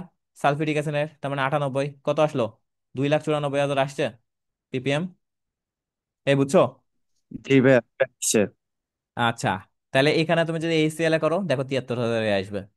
বুঝতে পারছো? 2 গুণ 10⁻³ মানে এস গুণ এম, এম কত? 36.5। তাহলে তুমি এখানে দেখো 2 এর সাথে 36.5 গুণ করলে কত হয়? 73,000 পিপিএম। এই বুঝছো শর্টকাটটা? পারবা না? মেডিকেল অবজেক্টিভ আসলে পারবা না? জি ভাই, ইনশাল্লাহ পারবো। হ্যাঁ। আচ্ছা, আচ্ছা, এবার দেখো যে আমাদের আমি একটা অবজেক্টিভ বলে দিই, এমসিকিউ, আরেকটা এমসিকিউ আসতে পারে। সেটা হলো এরকম, যে আমাদের কাছে পিপিএম এর ক্ষেত্রে পিপিএম, পিপিবি আর পিপিটি, এই তিনটার ক্ষেত্রে আমাদের একটু সম্পর্কটা বলতে পারে, ঠিক আছে? তো মাথায় রাখো যে পিপিএম বলতে বোঝায় যে 10⁶ ভাগে যত ভাগ থাকে। এখানে যদি এটাকে আমরা বলি 1 ppm, যদি 1 থাকে তাহলে 1 হবে, যদি এক্স বলি তাহলে x ppm হবে, তাহলে 1। পিপিবি এর ক্ষেত্রে 10⁹ ভাগে যত ভাগ থাকে সেটাকে আমরা পিপিবি বলি। আর পিপিটি এর ক্ষেত্রে 10⁻12 ভাগে যতটুকু থাকে সেটাকে আমরা বলি 1 পিপিটি। তাহলে বলো তো সবচেয়ে ছোট কে? পিপি পিপিবি। পিপিবি সবচেয়ে ছোট?